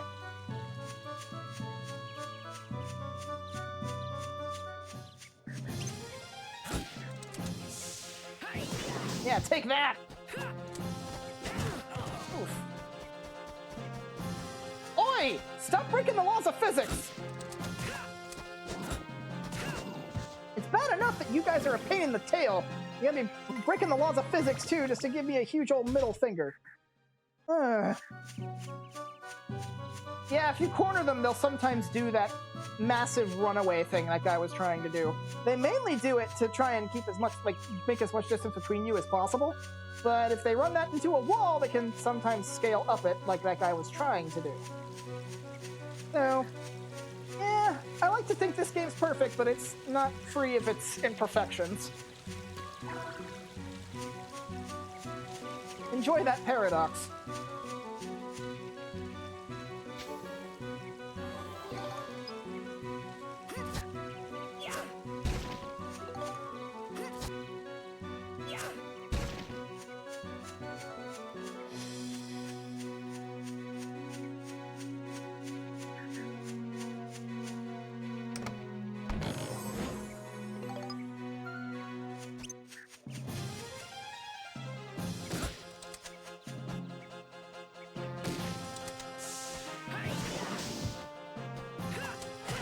Oh, he ran right into my wrench. Yeah, take that. I didn't...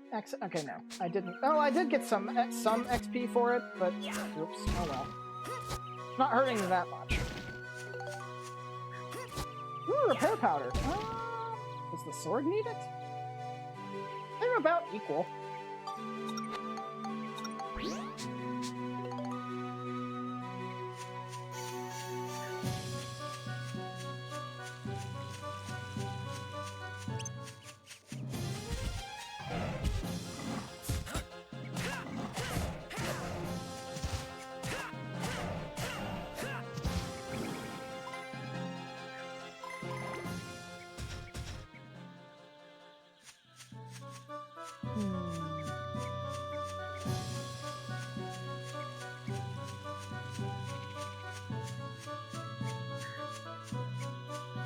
The enemies are all spread out. So I'm gonna take care of this guy. Whoever it is. I'm kind of surprised we haven't found the hidden surprise thing in the chest yet. I usually get it a lot more often than this, but I've only gotten it once so far, and that was off screen.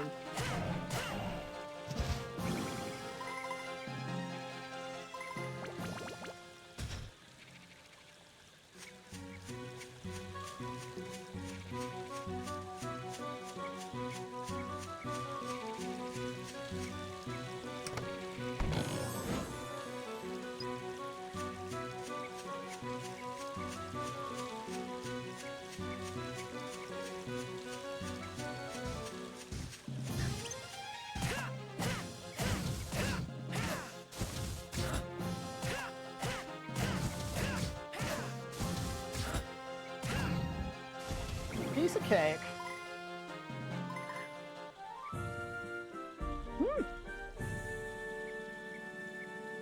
No mimics. Oops, I didn't mean to fire that off, but whatever. All right, well, no whites, no more white seals, so we're good to go.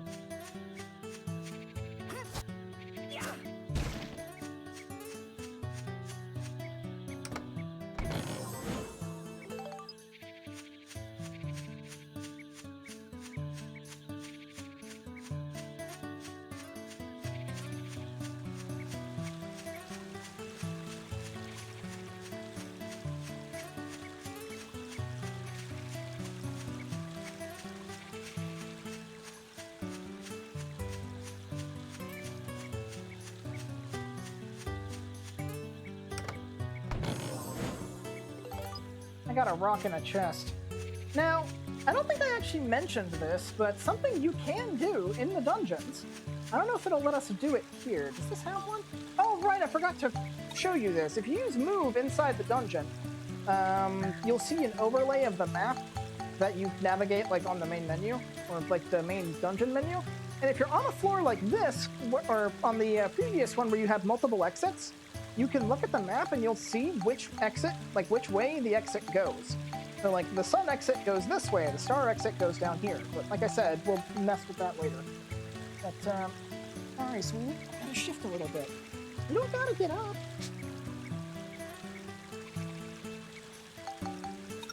And nope, she's snubbing me now. She's walking away. She'll be back.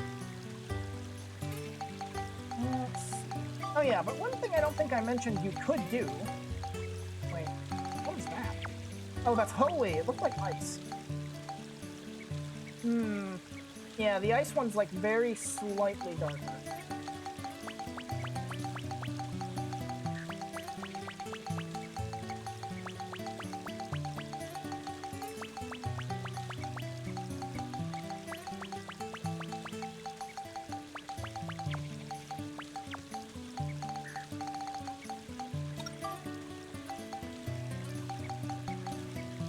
Yeah, that's good. Yeah, something you can do in the dungeons, one of the best places to show it off would actually probably be over here, is you'll notice that this center divide in this room here is actually a little creek. If we wanted to, we could fish here.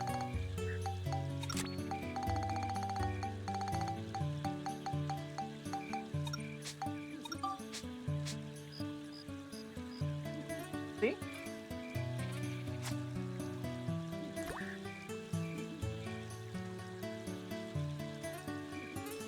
And fish will approach and be caught. So I have no reason to waste my bait at the moment, so just wanted to show off that you can do that, and there are medals you can earn for catching fish of specific sizes.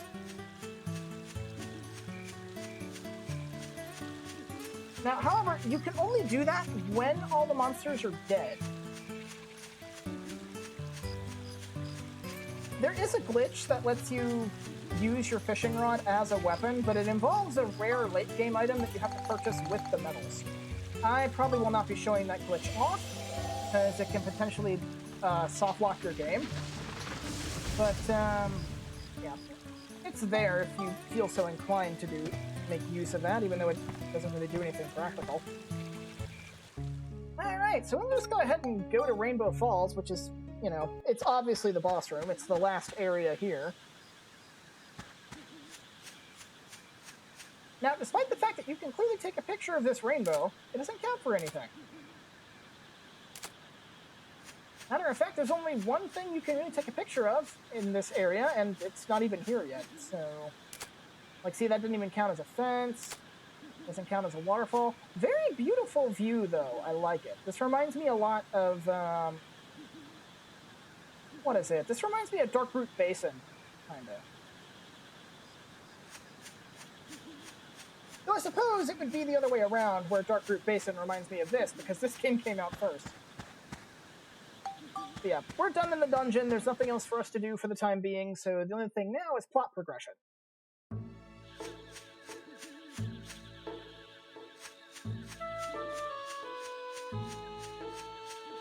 Yo, Cedric!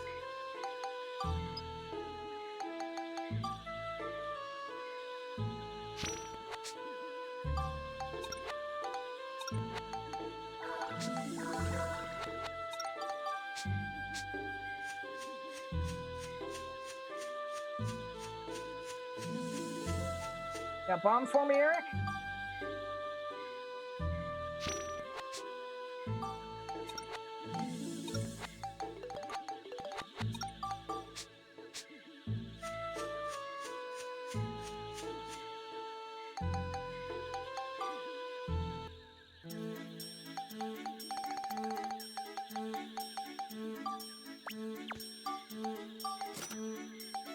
That's everything I have to sell for the moment. Yep. So, let's head to Sinding and start building. Although we probably won't be doing much building in this episode, because there's more stuff I want to do. But, we can at least get started.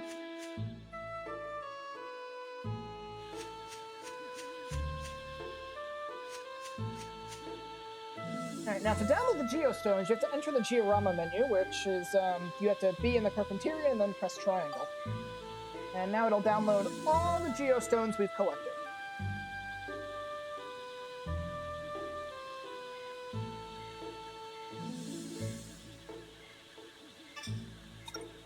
Draw a house, shed, pot, torch, pot, wood gate, fruit tree, rough wooden fence, a bench, a cart, water wheel, wooden bridge, eye tree 1, 2, nose tree, a hill, and we have a bunch of conditions.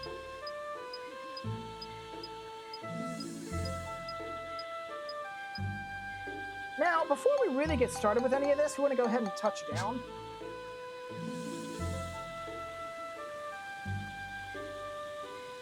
And that'll start this cutscene.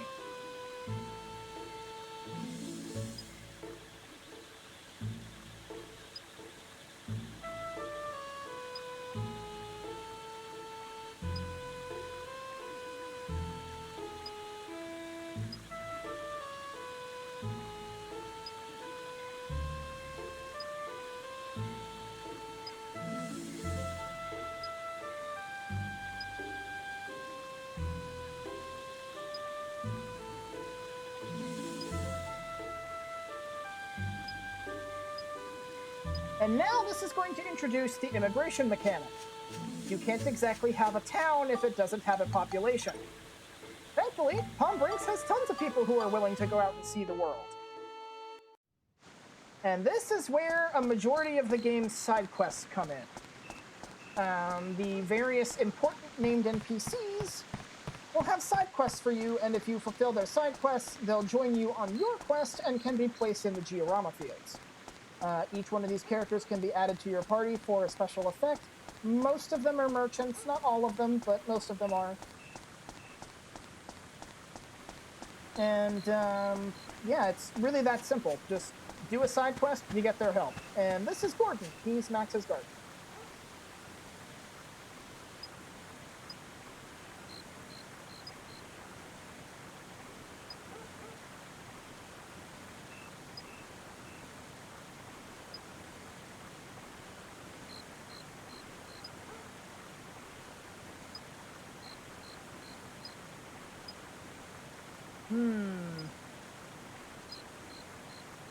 Yeah, so if we go to the notebook, which is the red one here, this keeps track of all the side quests, and there's only so many. But quite a few of them are mandatory, kind of. There's a few that are optional, and a few that you may not even be able to get if you're not paying attention, because the characters that give them are not plot relevant in any way. But so he wants some holy water. If you don't have any, you can go to the church and buy some, but I have some, so here, you can have this. It's not like I've used any yet.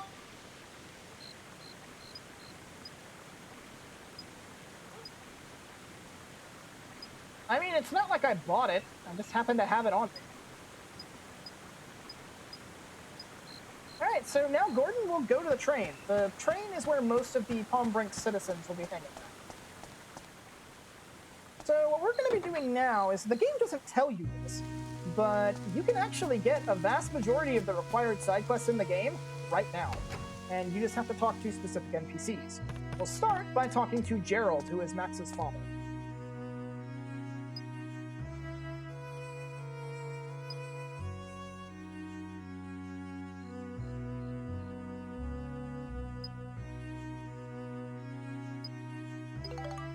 Alright, he gives us a trumpet gun.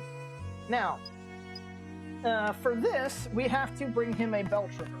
We can either grind up the one he gave us into a bell trigger, or we can use the invention system to build one, or heck, if we wanted to, we could build up the one that we have into a bell trigger. I'm probably just going to build up the one he gave me, and then use his ability to work on the rest. Now, there's a few NPCs that'll only appear in specific locations at specific times of day, so you might need to go to other places and come back at different times, so on and so forth. But next we want to get Adel. She's actually plot significant for Sinbad, so this is Adel. She never leaves this room, so once you know where she is, she's easy to find.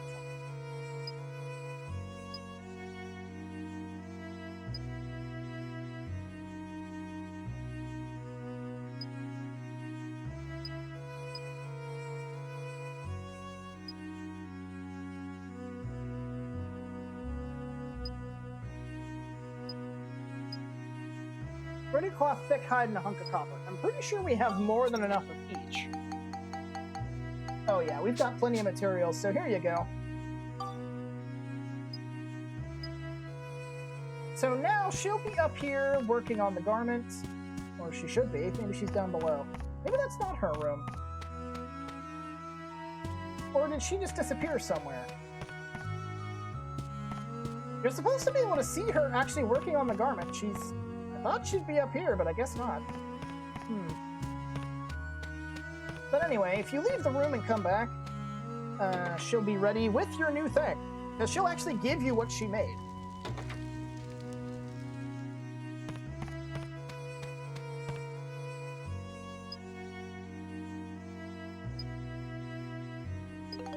Denim overalls. Now, something that's interesting about this is what she gives you is dependent on what you're wearing.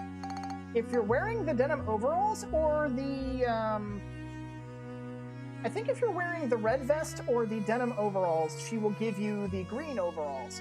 And if you're wearing the denim overalls, she'll give you the green overalls. I've never done this with the red vest, so I don't know what exactly she would give you, but... there. We can sell it for money. And I'll go over each character's abilities as we talk to them on the train. But next, we want to talk to Ferdinand, our chef. This one's actually pretty important.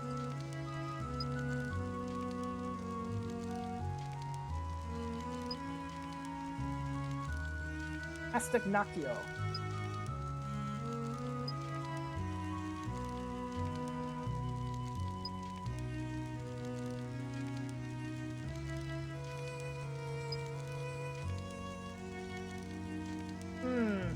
I wonder why he did that. That's a nice little callback to one of the opening cutscenes, because he was bribing Flotsam with them. But we need to get him a roasted chestnut, which we've got one of them. This is the only time you need one. You can buy these from a shop later, but you can get them for free really easily, so there's no reason to buy them.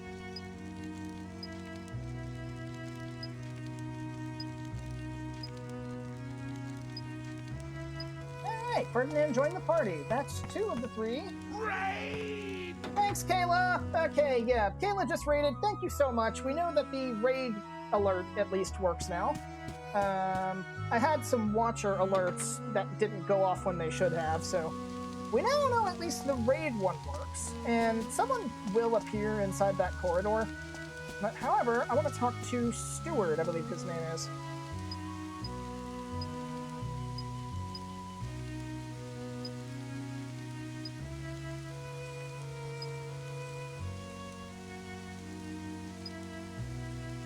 Flareon died to Shade with slow ghost speed. Oh, Jaren.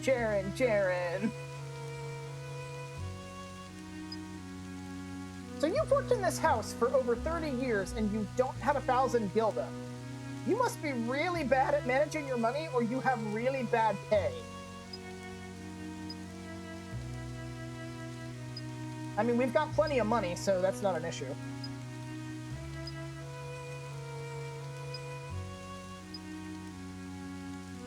Yep, 2,000 gilda. There you go. And then, just like with Adel, just leave the room and come back. It spawned literally right in front of me and I walked into it. That sounds like what happened with Star, where he had a shade spawn on top of a crucifix and then kill him.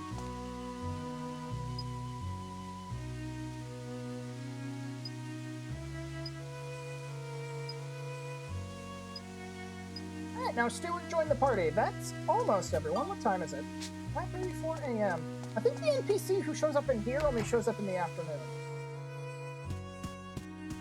Yeah, we'll come back later, but there's plenty of other NPCs we can talk to in the meantime. So by the way, Jaren, Kayla, in case you guys aren't aware, whether you didn't watch the streams or if I didn't tell you, this is Dark Cloud 2. This is my favorite game of all time. And it just turned day, so maybe she'll be in here now? I know she's usually here during the day. This is one of the easier NPCs to get.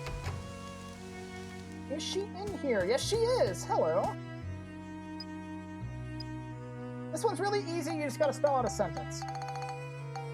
The game doesn't use these text pop-ups too often, but they're here. Apostrophe... Gotta include those spaces.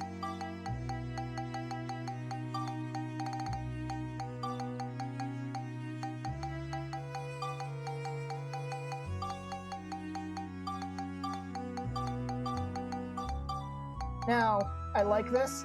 You have to be grammatically correct. You can't get away with not using a period. You need the period. Granny Rosa, she will actually be really helpful. In more ways than one, actually. She has multiple useful services. Alright, so from here, we want to go to Mayor Need's house. And I actually, looking over the playback of the previous stream, I actually remember there was a room in here that I missed. I don't think there's anything in there I can snap a picture of that would be of any particular use, but it's there. Yeah, that's the way to Claire's room. I forgot to go in here. This is Mayor Need's room. I don't think, like I said, I don't think there's anything of particular. That is a bookshelf inside a display case. That is not a drawer game. Don't start this again.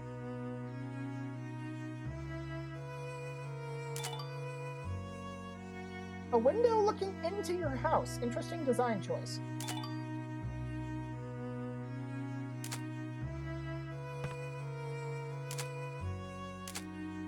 It doesn't count as a bed for some reason.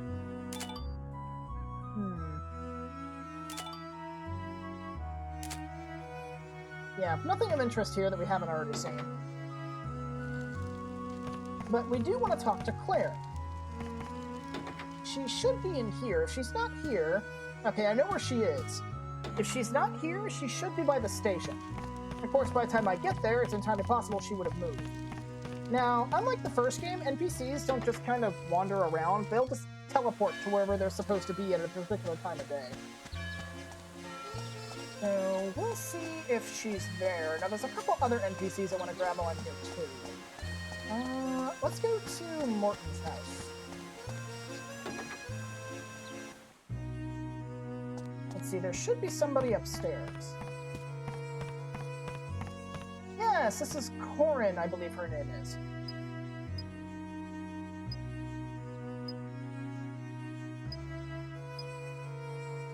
Sure.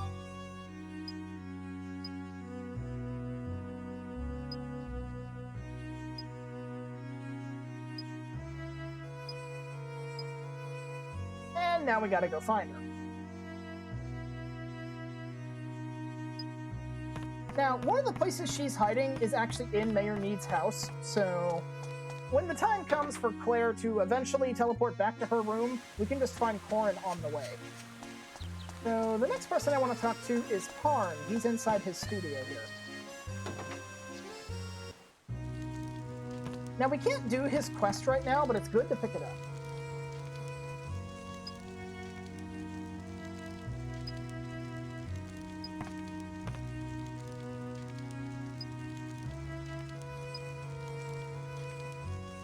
You'd fall in love with a girl in a picture? In this day and age, you'd be surprised.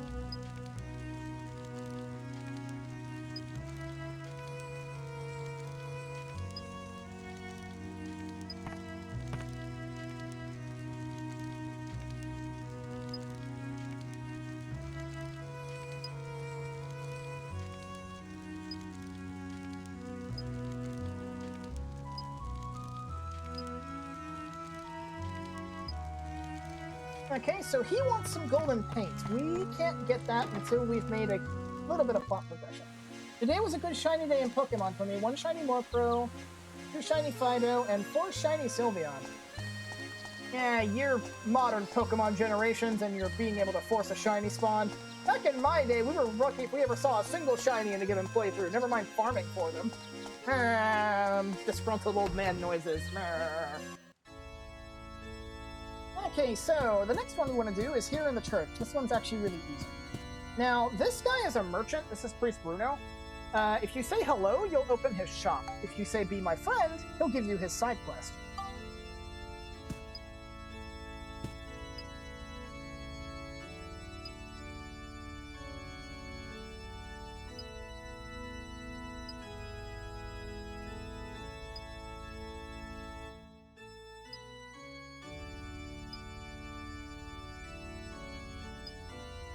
Okay, so this one's really easy. This is a,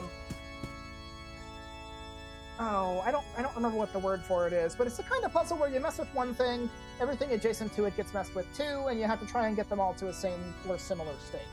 So the best thing to do with this one is just to bounce between the candles like this, going every other candle. So like skip this one, go to this one. And we want to hit up this candle here. And then we finish off in this corner, nice and easy.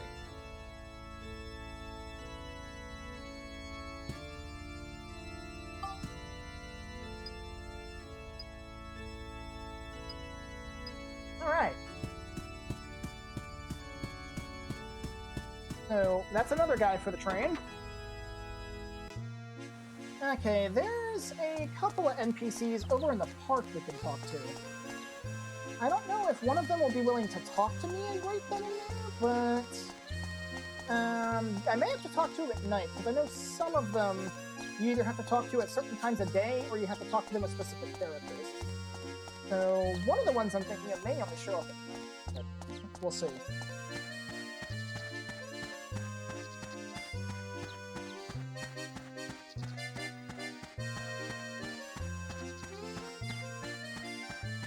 Also, Kayla, you may notice I have a chat overlay in my stream now. I'm assuming you can see it. Everybody else can. Alright, this is Fabio.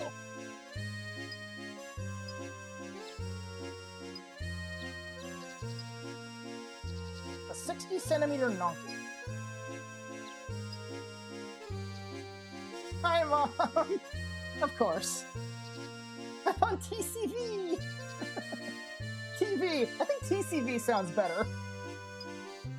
But yeah, we need to catch a Nonky, and I don't know if Nonkies will go for bomb nuts. Because that seems to be the only real bait that I have. Okay, here's the guy I'm thinking of. He is here, actually. I mean, yes? The moon's everywhere!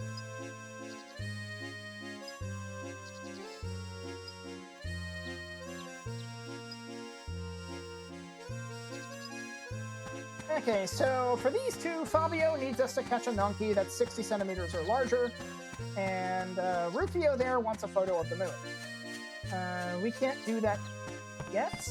What's my fishing bait look like? I want to keep that there. The moon! Let's see, yeah. I've only got 3 pieces of bait. Well, technically 4. I think Nonkies might go for heartthrob cherries, but we'll have to see. Okay, what time is it now? It's getting on towards afternoon. If I head back towards Mayor Need's house, Claire should be back home by now.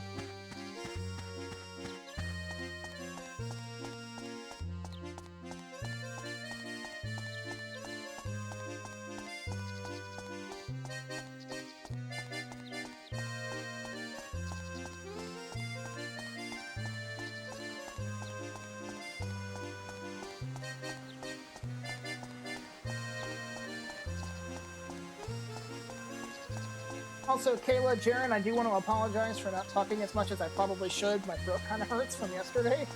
So I'm trying to minimize the amount of talking I do so I don't hurt it too much. Let's see if she's home. Now, Corin's going to be in here too, regardless of what time of day it is while we're looking for her. She should be over here next to the door to Mayor Need's room. Yep. I can, because you hid in one of the worst places for whoever you're, like, for the guy you're talking to. And let's see, is Claire in here now? No, she's still at the cafe. So, I'm not gonna mess with that. She'll be here soon enough.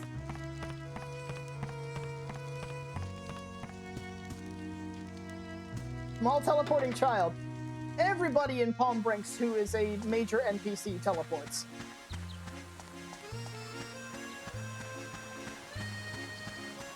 The time of day changes, they just teleport to where they need to be. And the context for her teleportation, at least in this instance, is the screen fading to black. We're technically playing hide and seek with her. The screen fading to black is us closing our eyes and counting. But for some reason, she thinks it's a good idea to hide an hour worth.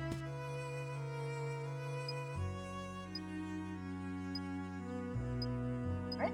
Corin joined the party. She's on the train now.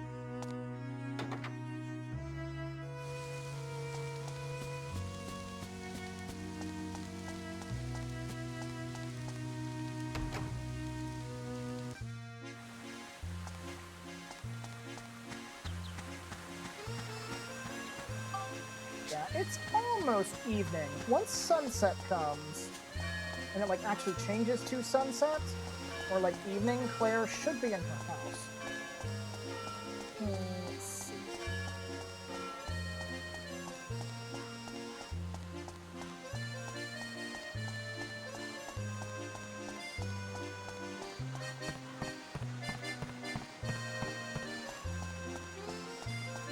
Now, I do want to go ahead and grab this one as well.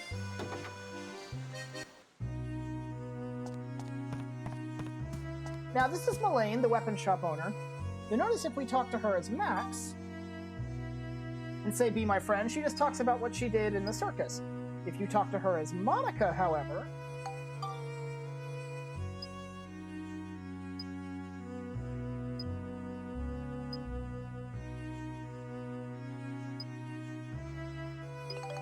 and we get a Gladius. So what we need to do here is similar to the bell trigger thing, is what we need to do with this is we need to get this to a tier 3 variant. The Gladius is a tier 1 weapon. Let's see. Yeah, we need to give her one of 2 weapons. And we can work on that. I can work on that off screen. But yeah, you have to talk to her with Monica in order to get that side quest, and she is needed for Sindane. So I just want to go ahead and grab that here. Is it sunset yet? Is it evening? I'll go ahead and grab this next side quest because that'll take me up here there anyway. The next person we want to grab is Polly the Baker.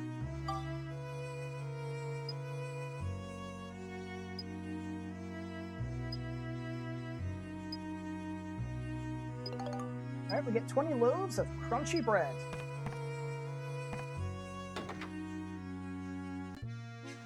I mean, I know what I could do with 20 loaves of bread. Granted, though, I'm a JRPG protagonist dungeon crawling all day, so you can reasonably assume most of that will get eaten. Okay, hello, we got your bread.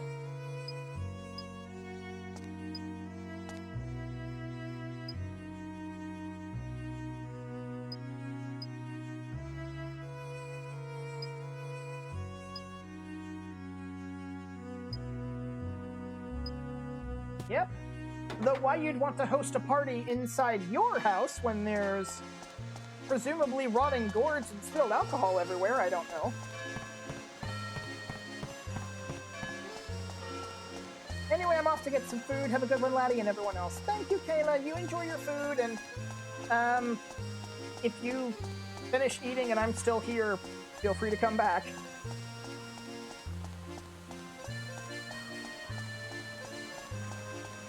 Oh, right. Before going there, try going inside Gordon's house. There's a note. Or Morton, not Gordon. Yeah.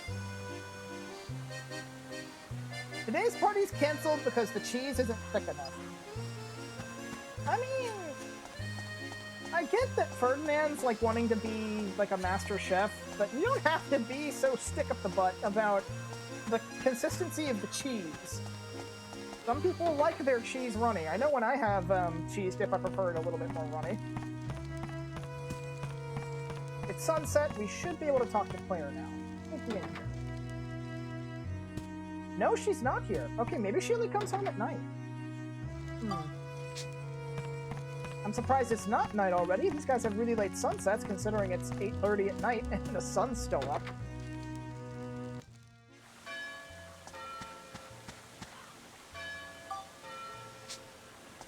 I think it might change at 9.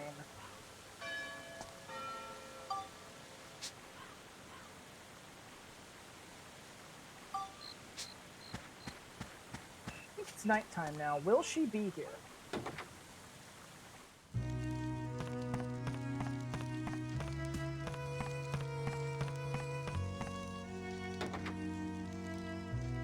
Yes, she will be. Hello, Claire.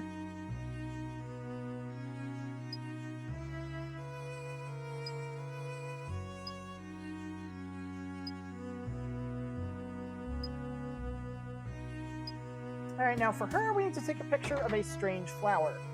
There are 2 different pictures that can qualify for that. You can either get a scoop, which involves taking a picture of a weird flower, or you can take a picture of a Himara. Now, you specifically have to have the photo in the photo album, like the little corkboard where you have the photos for the idea book.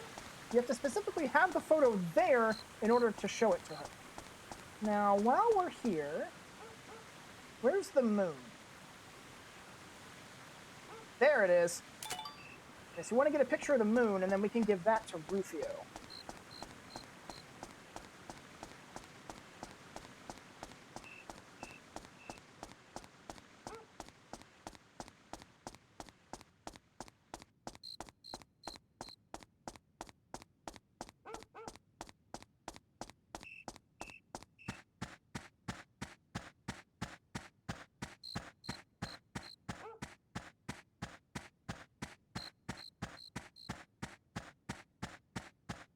The Rufio, I think, likes hanging out around the back side of the pond.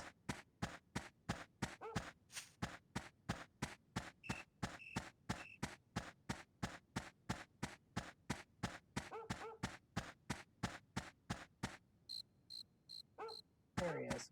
Oh. Thought I saw him. Where is he? He's usually around here somewhere. Maybe he's on the dock. There he is. Yeah, he's on the dock. Yeah, I got your moon photo.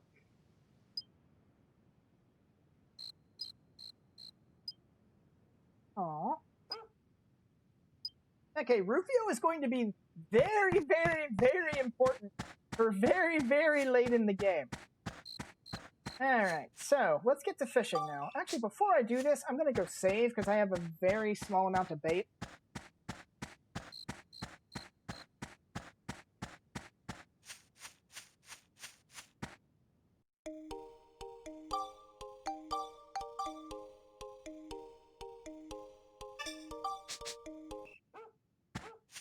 So let's see what we can do about catching a Nonky. Now, I actually do have the Dark Cloud Wiki open, because I want to see exactly what they go for.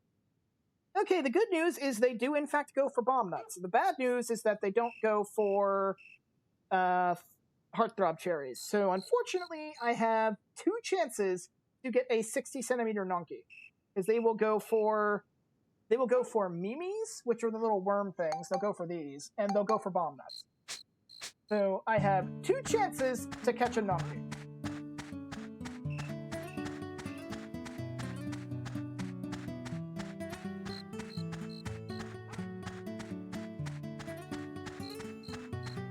Get up here. There we go. Alright, so this is probably going to be one of the few times I actually do this, but I'm probably going to have to reset if I run out of bait. So what I'm going to do here, save state to spot 0. This will probably be one of the few times I actually use save states in the game, because it's basically just the same as resetting. If I run out of bait, I'll just load the save state because it's quicker than resetting the entire thing. Alright, so let's try it with a Mimi first. Now, we're looking for a Nonky that is over 60 centimeters. Now, Nonkys are also a nighttime and morning fish. So, now until, like, the middle of the day are going to be the best times to get one. So, let's see if we can catch us a Nonky that's huge.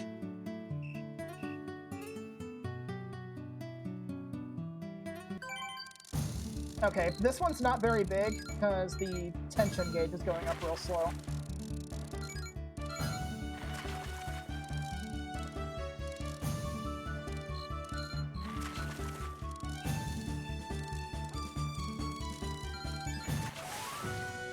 Wow, that's pathetic. 29 centimeters. Wow.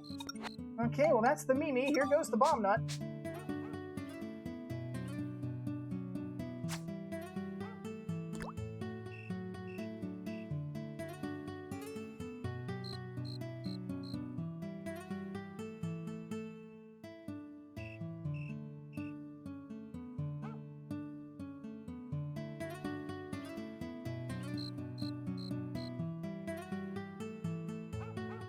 Oh, I missed.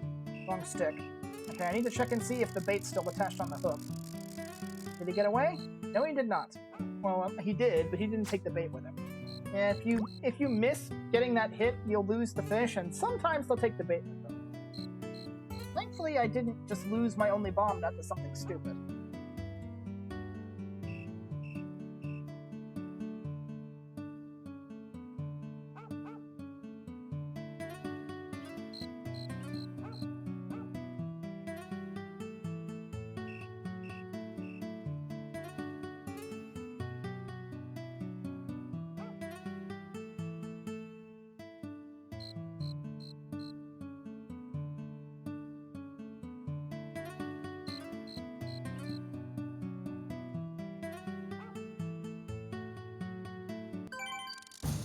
Oh, this is gonna be another little one.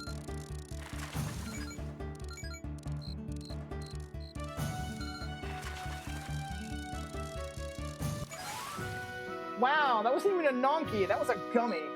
And with that, I'm out of usable fishing bait. So, time to load state.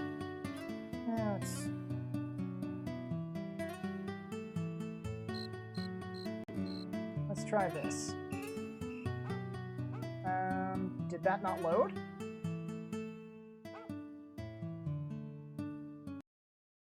Oh, did I accidentally... Oh. Serves me right for trying to use save states, I guess.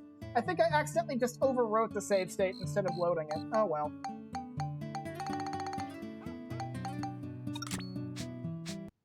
Derp, we'll try again later. It's not the end of the world. Plus, we can easily get bait en masse. We can focus on the other other side quests while we're here. I tried. Well, actually, hang on. All is not lost. Hang on.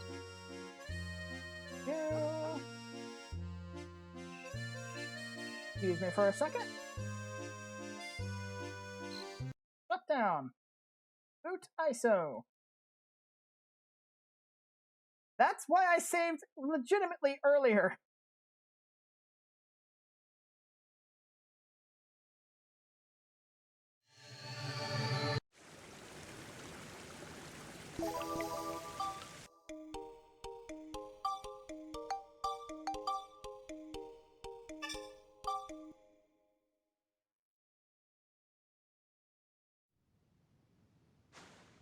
Okay. Let's try this again, and maybe we'll actually get what we need. You can generally get an idea for how big the fish is going to be by how quickly the tension gauge rises. So we're looking for something that's going to make it shoot up. So I'm going to make a save state here, so that way, save state, 0. Go. Saved.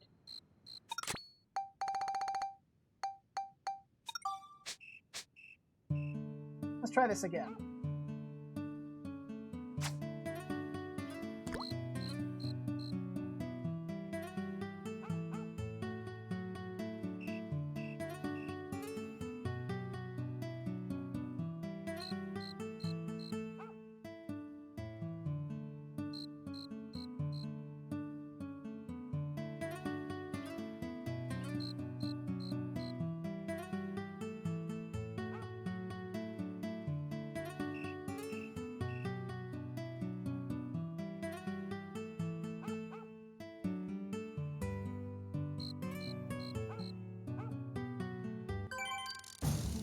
Oh, this is a teeny tiny one.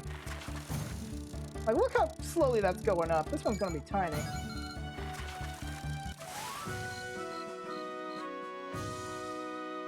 Damn it.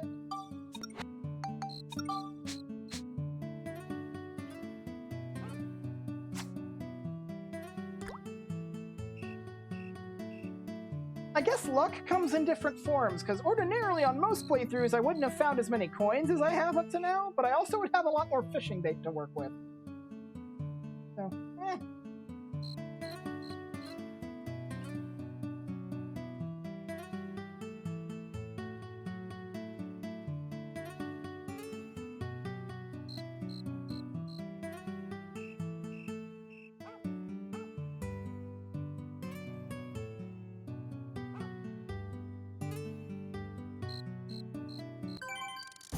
Oh, this one's bigger. Okay, this might be what we need.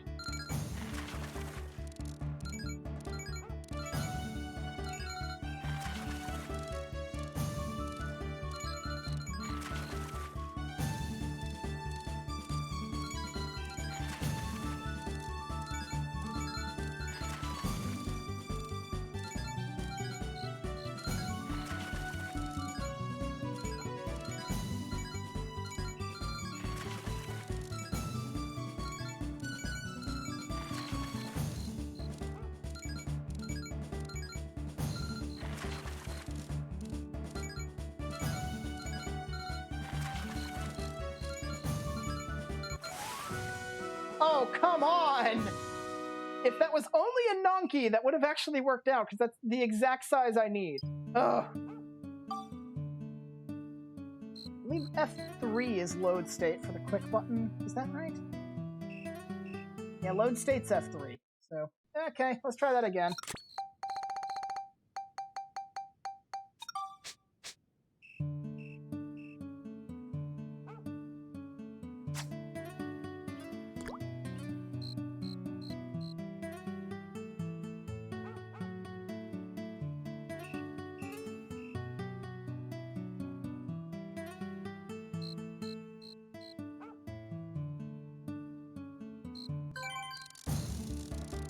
This one's also teeny tiny.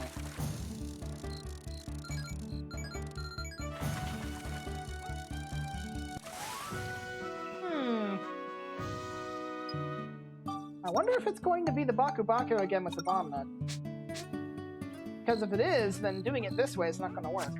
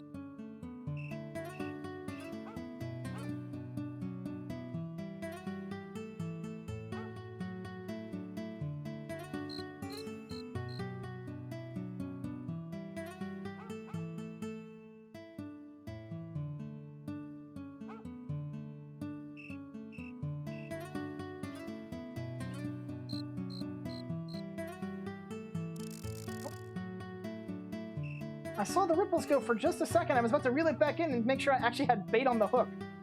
I'm pretty sure I do.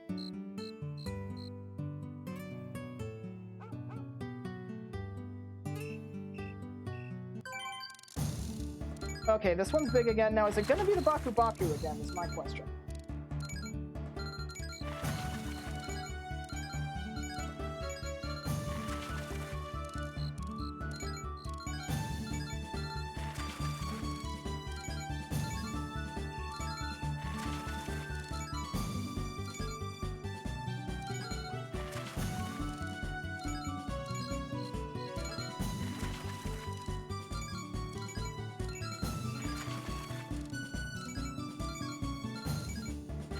Ooh, that nearly lost it there.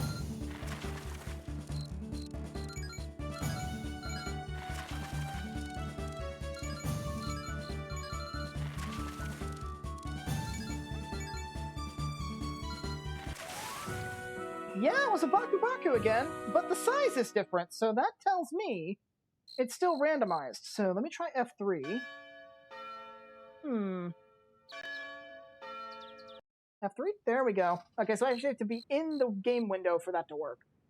So I'm going to try something. If I equip this and then go for the bomb nut to start, is that going to mess with the RNG enough for me to potentially get a Nonky?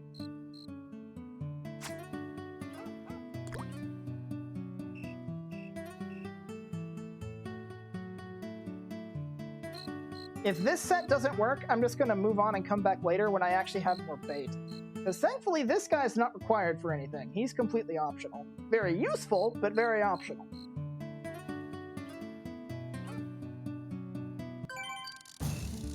Yep, got another teeny tiny fish this time.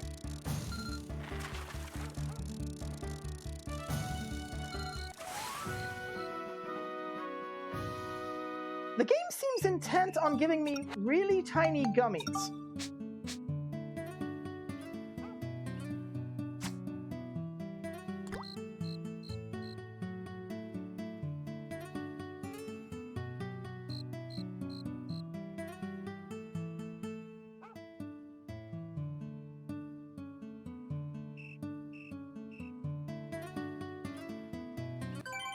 this definitely caught faster, but this is also a tiny fish.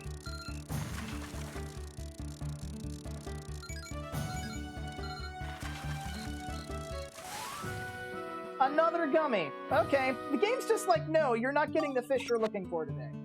So I guess I'm just moving on. Sorry, folks, we'll try that again later. Thankfully, we can actually purchase a fishing bait that the Nonkeys will go for.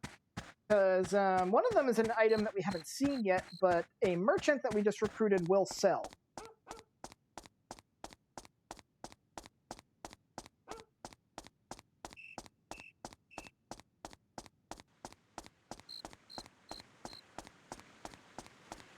I guess we can go ahead and just talk to Polly, and, well, actually, I think we need to talk to Morton first, then talk to Polly, because we got to let him know the party got canceled.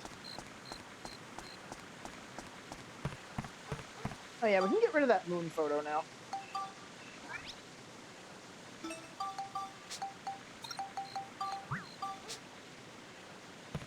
The fish is in another castle. You be quiet. You and your memes. We're sorry, Max, but your fish is in another pond.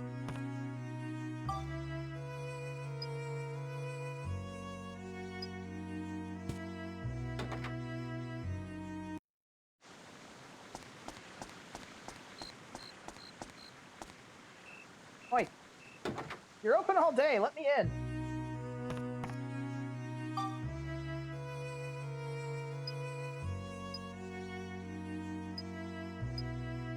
All right, Aunt Polly the baker joined the party. Now, let's see. Let's go ahead and get one of the more difficult side quests out of the way. Oh, never mind. He's not here. We'll come back to that later. I think who else can I get? I know I can get Mayor Need. Mayor Need's going to be pretty helpful. And then it's just the Mayor and Sheriff Blinkhorn, I think, are the only two missing. Aside from ones that I can't pick up yet.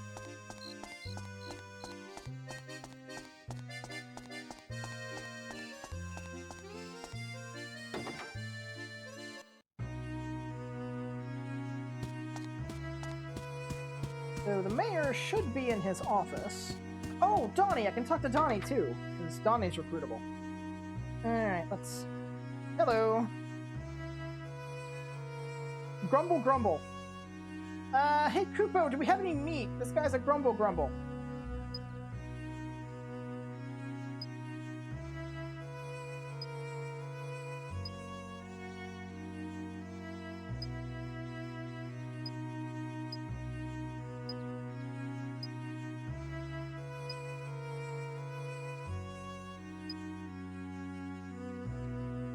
Grumble Grumble.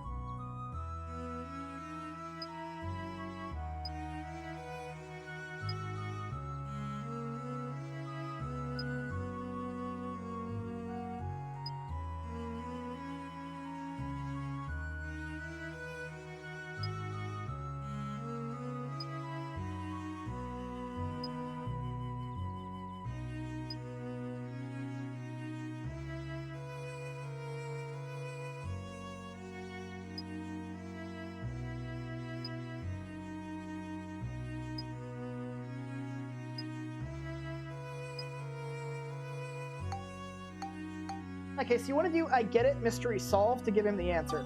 So the answer to this one is he gave us 2 hints to help us figure out the numerics for it.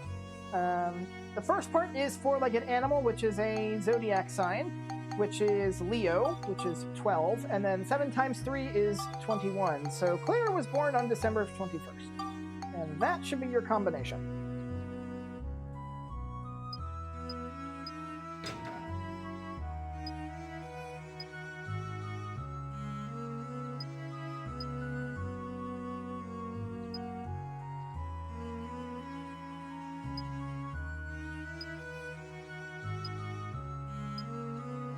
And now we have Mayor Need in our party. Mayor Need's going to be really helpful in the event that we are going through something and we don't have access to a trainer. But like I said, I'll be going over all of the characters' abilities when we talk to them on the train. Trying to think, besides Donnie, Sheriff Blinkhorn, and Fabio, I think that those are the only 3 left. We can't do Parnes right now because that's locked behind plot. We can't do this girl's one of them. We can't do that yet because we need to do a lot of plot for that. There's one more girl who's kind of hidden who we can also can't do yet because it's locked behind plot. Can't technically do Claire's yet. I mean, we can, but that'd require dungeon crawling. Oh, hey, Sheriff Blinkhorn, you're here. Now, for this one, you have to talk to him as Max.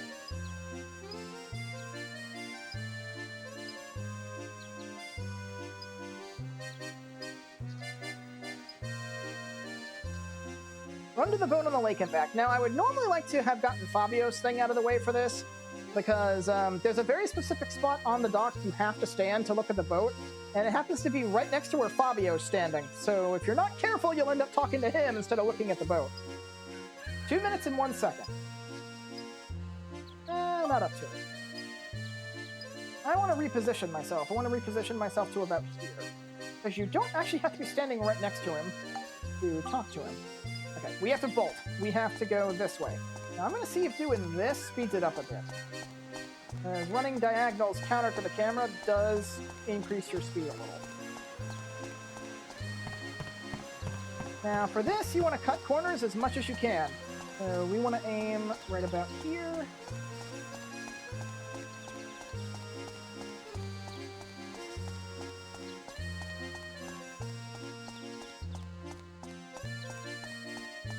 Because the timing for this is actually really tight. And you may have you may have remembered when I mentioned earlier comparing Max and Monica. Max is the slower of the two. You cannot do this with Monica.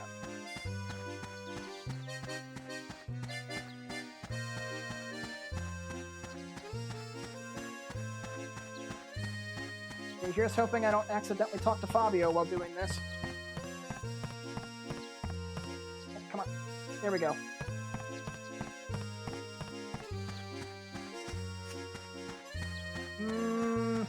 That may have taken too long. I don't know if I'll be able to make it. It's going to be really, really tight.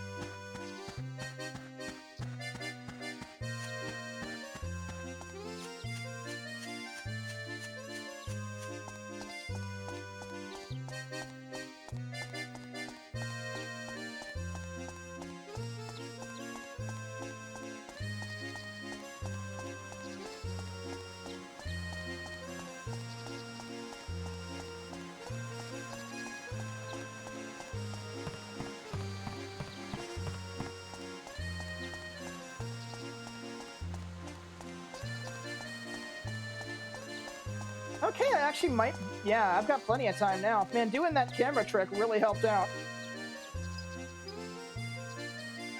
That's probably one of the best times I've gotten on this one. Alright, Sheriff Blinkhorn joined the party. His ability's pretty much useless, but he's there. Alright, let's go talk to Donnie then. And then that should be everything we can reasonably do at the moment.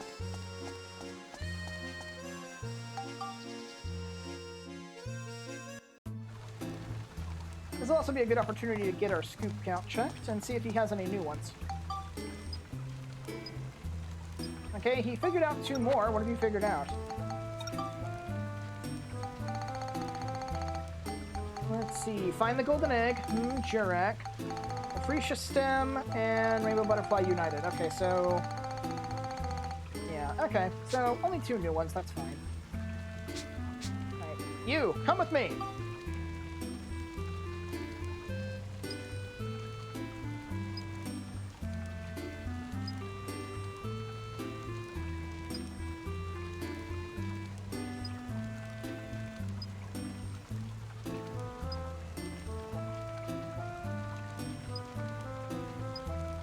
Okay, so Donnie wants an indestructible and dark coin. I sort of alluded to this when we picked up this nice little number. I'll be hanging on to that one in particular, but we'll be able to buy them later for the sake of Donnie's side quest. So, yeah. Now, the next thing I want to do is I actually want to go... I've sold some stuff here. Because we do have a few things we can sell. Like, let's see, we can sell this.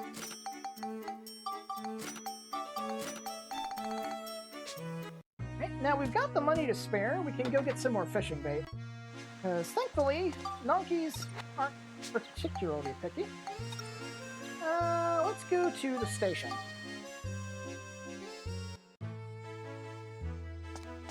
Now, all the people we've recruited are now on the train, so this will give us an opportunity to kind of go over their abilities. So we'll start on the back car and work our way forward.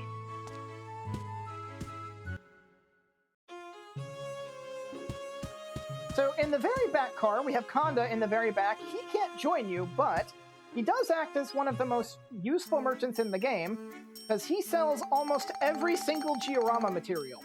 You need it, he has it. You needed some materials to build something, you come talk to him. He's one of the two major merchants that I will repeatedly visit throughout the game. Next we have Granny Rosa. She has two main functions. As a merchant, she sells status protection amulets. However, what's really nice about her is that her active ability, using her skill points, she will make you cheese, which is the next best healing item after bread.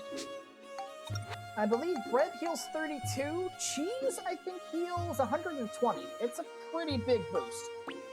So we want to move this up here, and that crunchy bread we got from Polly, that is a one-of-a-kind item. You can only get that from doing Polly's recruitment quest, and it acts as a full heal for one character. Crunchy bread will fully restore your HP. So, naturally, because they do that and they're one of a kind, they're part of the Too Good to Use Club and will probably never get used.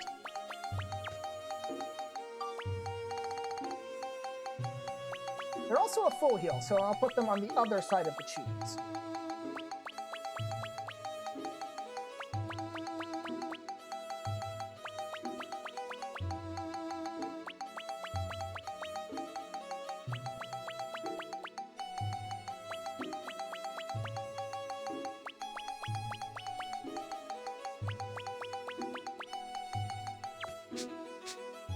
Next, we have Corin.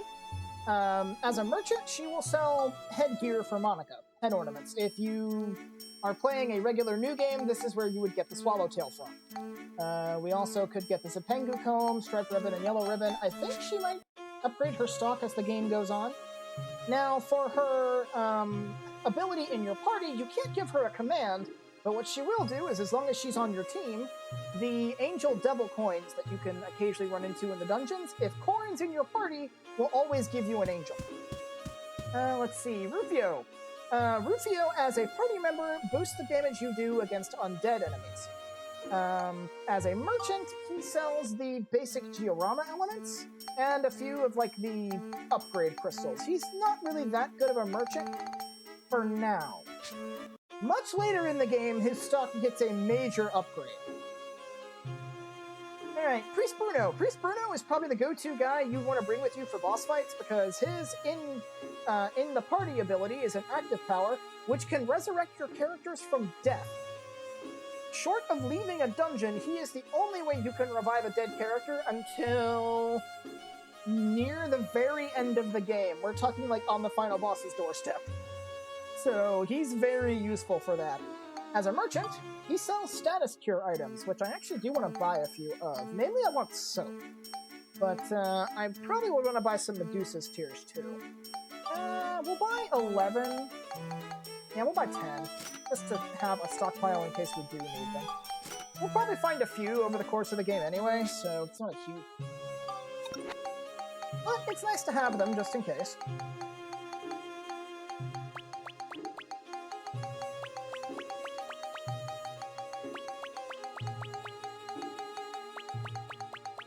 I also like how the cure for the goo status is soap.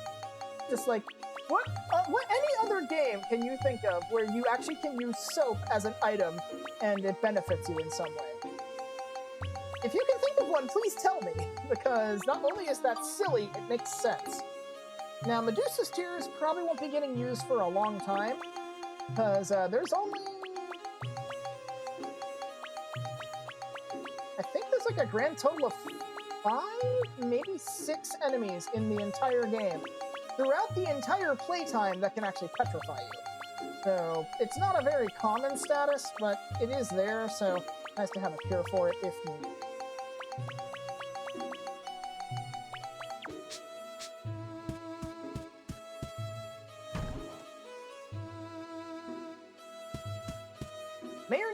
Now, may or need, as a merchant, he is the merchant you talk to exchange the metals you've been picking up. I don't have enough to buy anything, but this is where you can get the unique and silly costumes like the clown suit, the panther stripper suit, and the princess stuff. You can also buy a name change ticket here, which you can use to really break the game if you know what to do with it. But I probably won't be showing off any of that stuff. And as a party member, his passive ability is he increases the amount of money monsters drop. So he'll be useful for that. Aunt Polly is the baker. She acts as a merchant. Let's see. Anything you have that I don't already have? I'll buy a couple of these, because I don't have any of those yet. You can buy bread and tasty water from her. I'll probably buy a few tasty waters just to have a stock. That'll do. And then, let's see. I can actually sell her a few loaves of bread. Sell her 5 to be exact. Get a little bit of extra cash, and if she joins your party, her active ability is to bake bread for you, and she can make you exactly 5 loaves.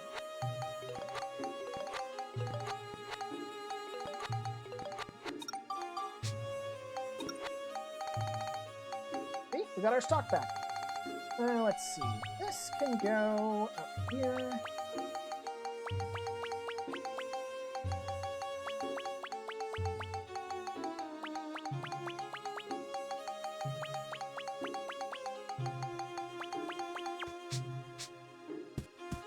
Alright, next we have Adel. Adel, as a party member, I believe increases the damage you do against a specific monster type. Let's see. No. She repairs weapons that aren't equipped. I forgot about that. I don't use her for her passive ability, so that's why I forgot.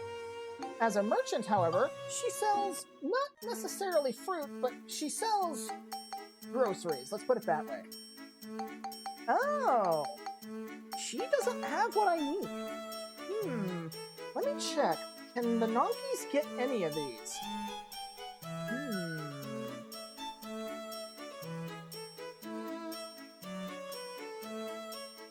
I was kind of hoping she would have the one that I really need, but it doesn't look like she does.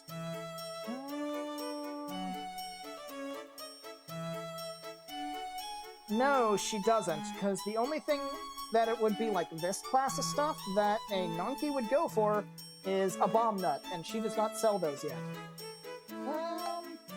Hey, might as well buy a couple of these things just to have a stock of them. And all of these do various things, like the Stoneberry petrifies a target, or the Mellow Banana, I think, restores 40 HP, but makes you thirsty. Mainly just use those for fishing bait, primarily.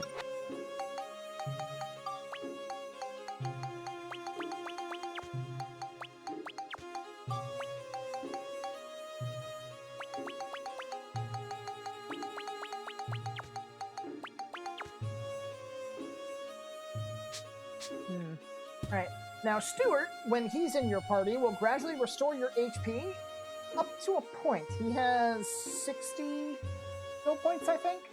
I don't know the exact, ratio of skill points to HP recovered, but I never use him, so it's not a huge deal. And if you want, you can buy shoes from him. This is where you can get the dragon shoes. Now, Sheriff Blinkhorn is kind of useless, because his out-of-party ability is Show Me the Monster Notes, which is you can see the bestiary of all of the monsters you've encountered so far. His in-battle ability in your party is Show Me the Monster Notes, so you can just look at the bestiary whenever you want. The reason that's useless is because you can actually buy the monster notes from Morton and just look at them whenever you like. Ferdinand! I don't think Ferdinand has an in-battle ability. Oh, I mean, he does, but it's not like anything particularly useful for combat itself, but much like Polly and Granny Rosa, you can get him to make food. What's really nice about Ferdinand is he makes premium chicken, the best healing item in the game, or at least the most efficient one. Premium chicken fully restores your HP.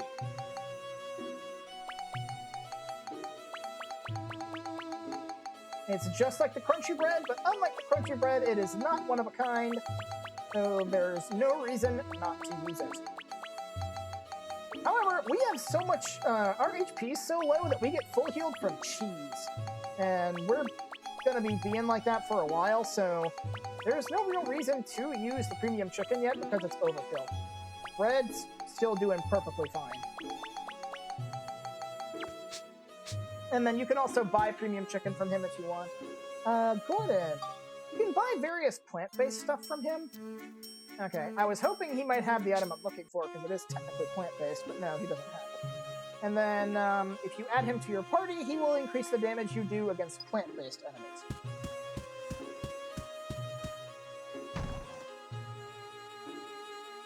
And now we're at the front of the train, and that should be everybody that we have so far. Okay, so that's gonna cause an issue, because I don't have the fishing bait to get the donkeys I need. Oh boy.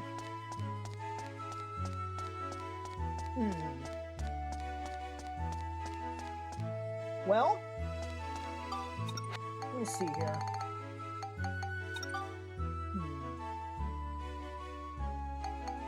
That's golden paint, the coins.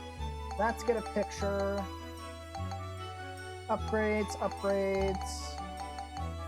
That's the 60 centimeter donkey, yeah, okay. So the only thing I can really do now is go through dungeons and hope I can get more fishing bait.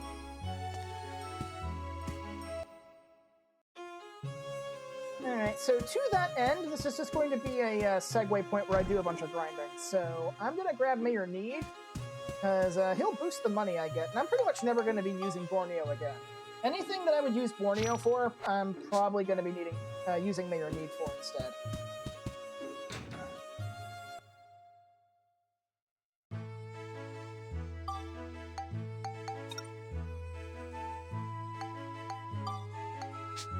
Station. There we go. And just like before, I'm going to be doing the grinding here, at least for a bit. I'll probably do a little bit of grinding inside the forest too, once the weapons that I'm working on get to that point, but for now, I'm going to be working on those in here. So starting with Monica's sword. There we go. Actually, I should probably go to Sindane Station and see what everybody's stats are looking like. Because it's been long enough that Eric might have his ability to make bombs again. Oh, Cedric!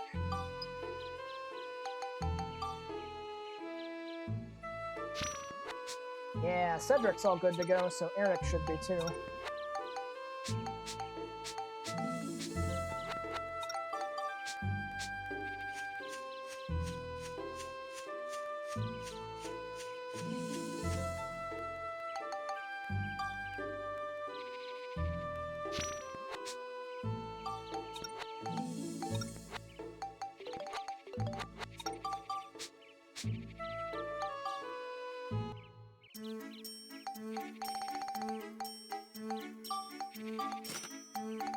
Alright, got some more stuff, and unfortunately, yeah, we're just gonna have to do some farming at this point, so... Alright. So, I guess in that case we're done, at least for the time being, so... let me go ahead and save over here.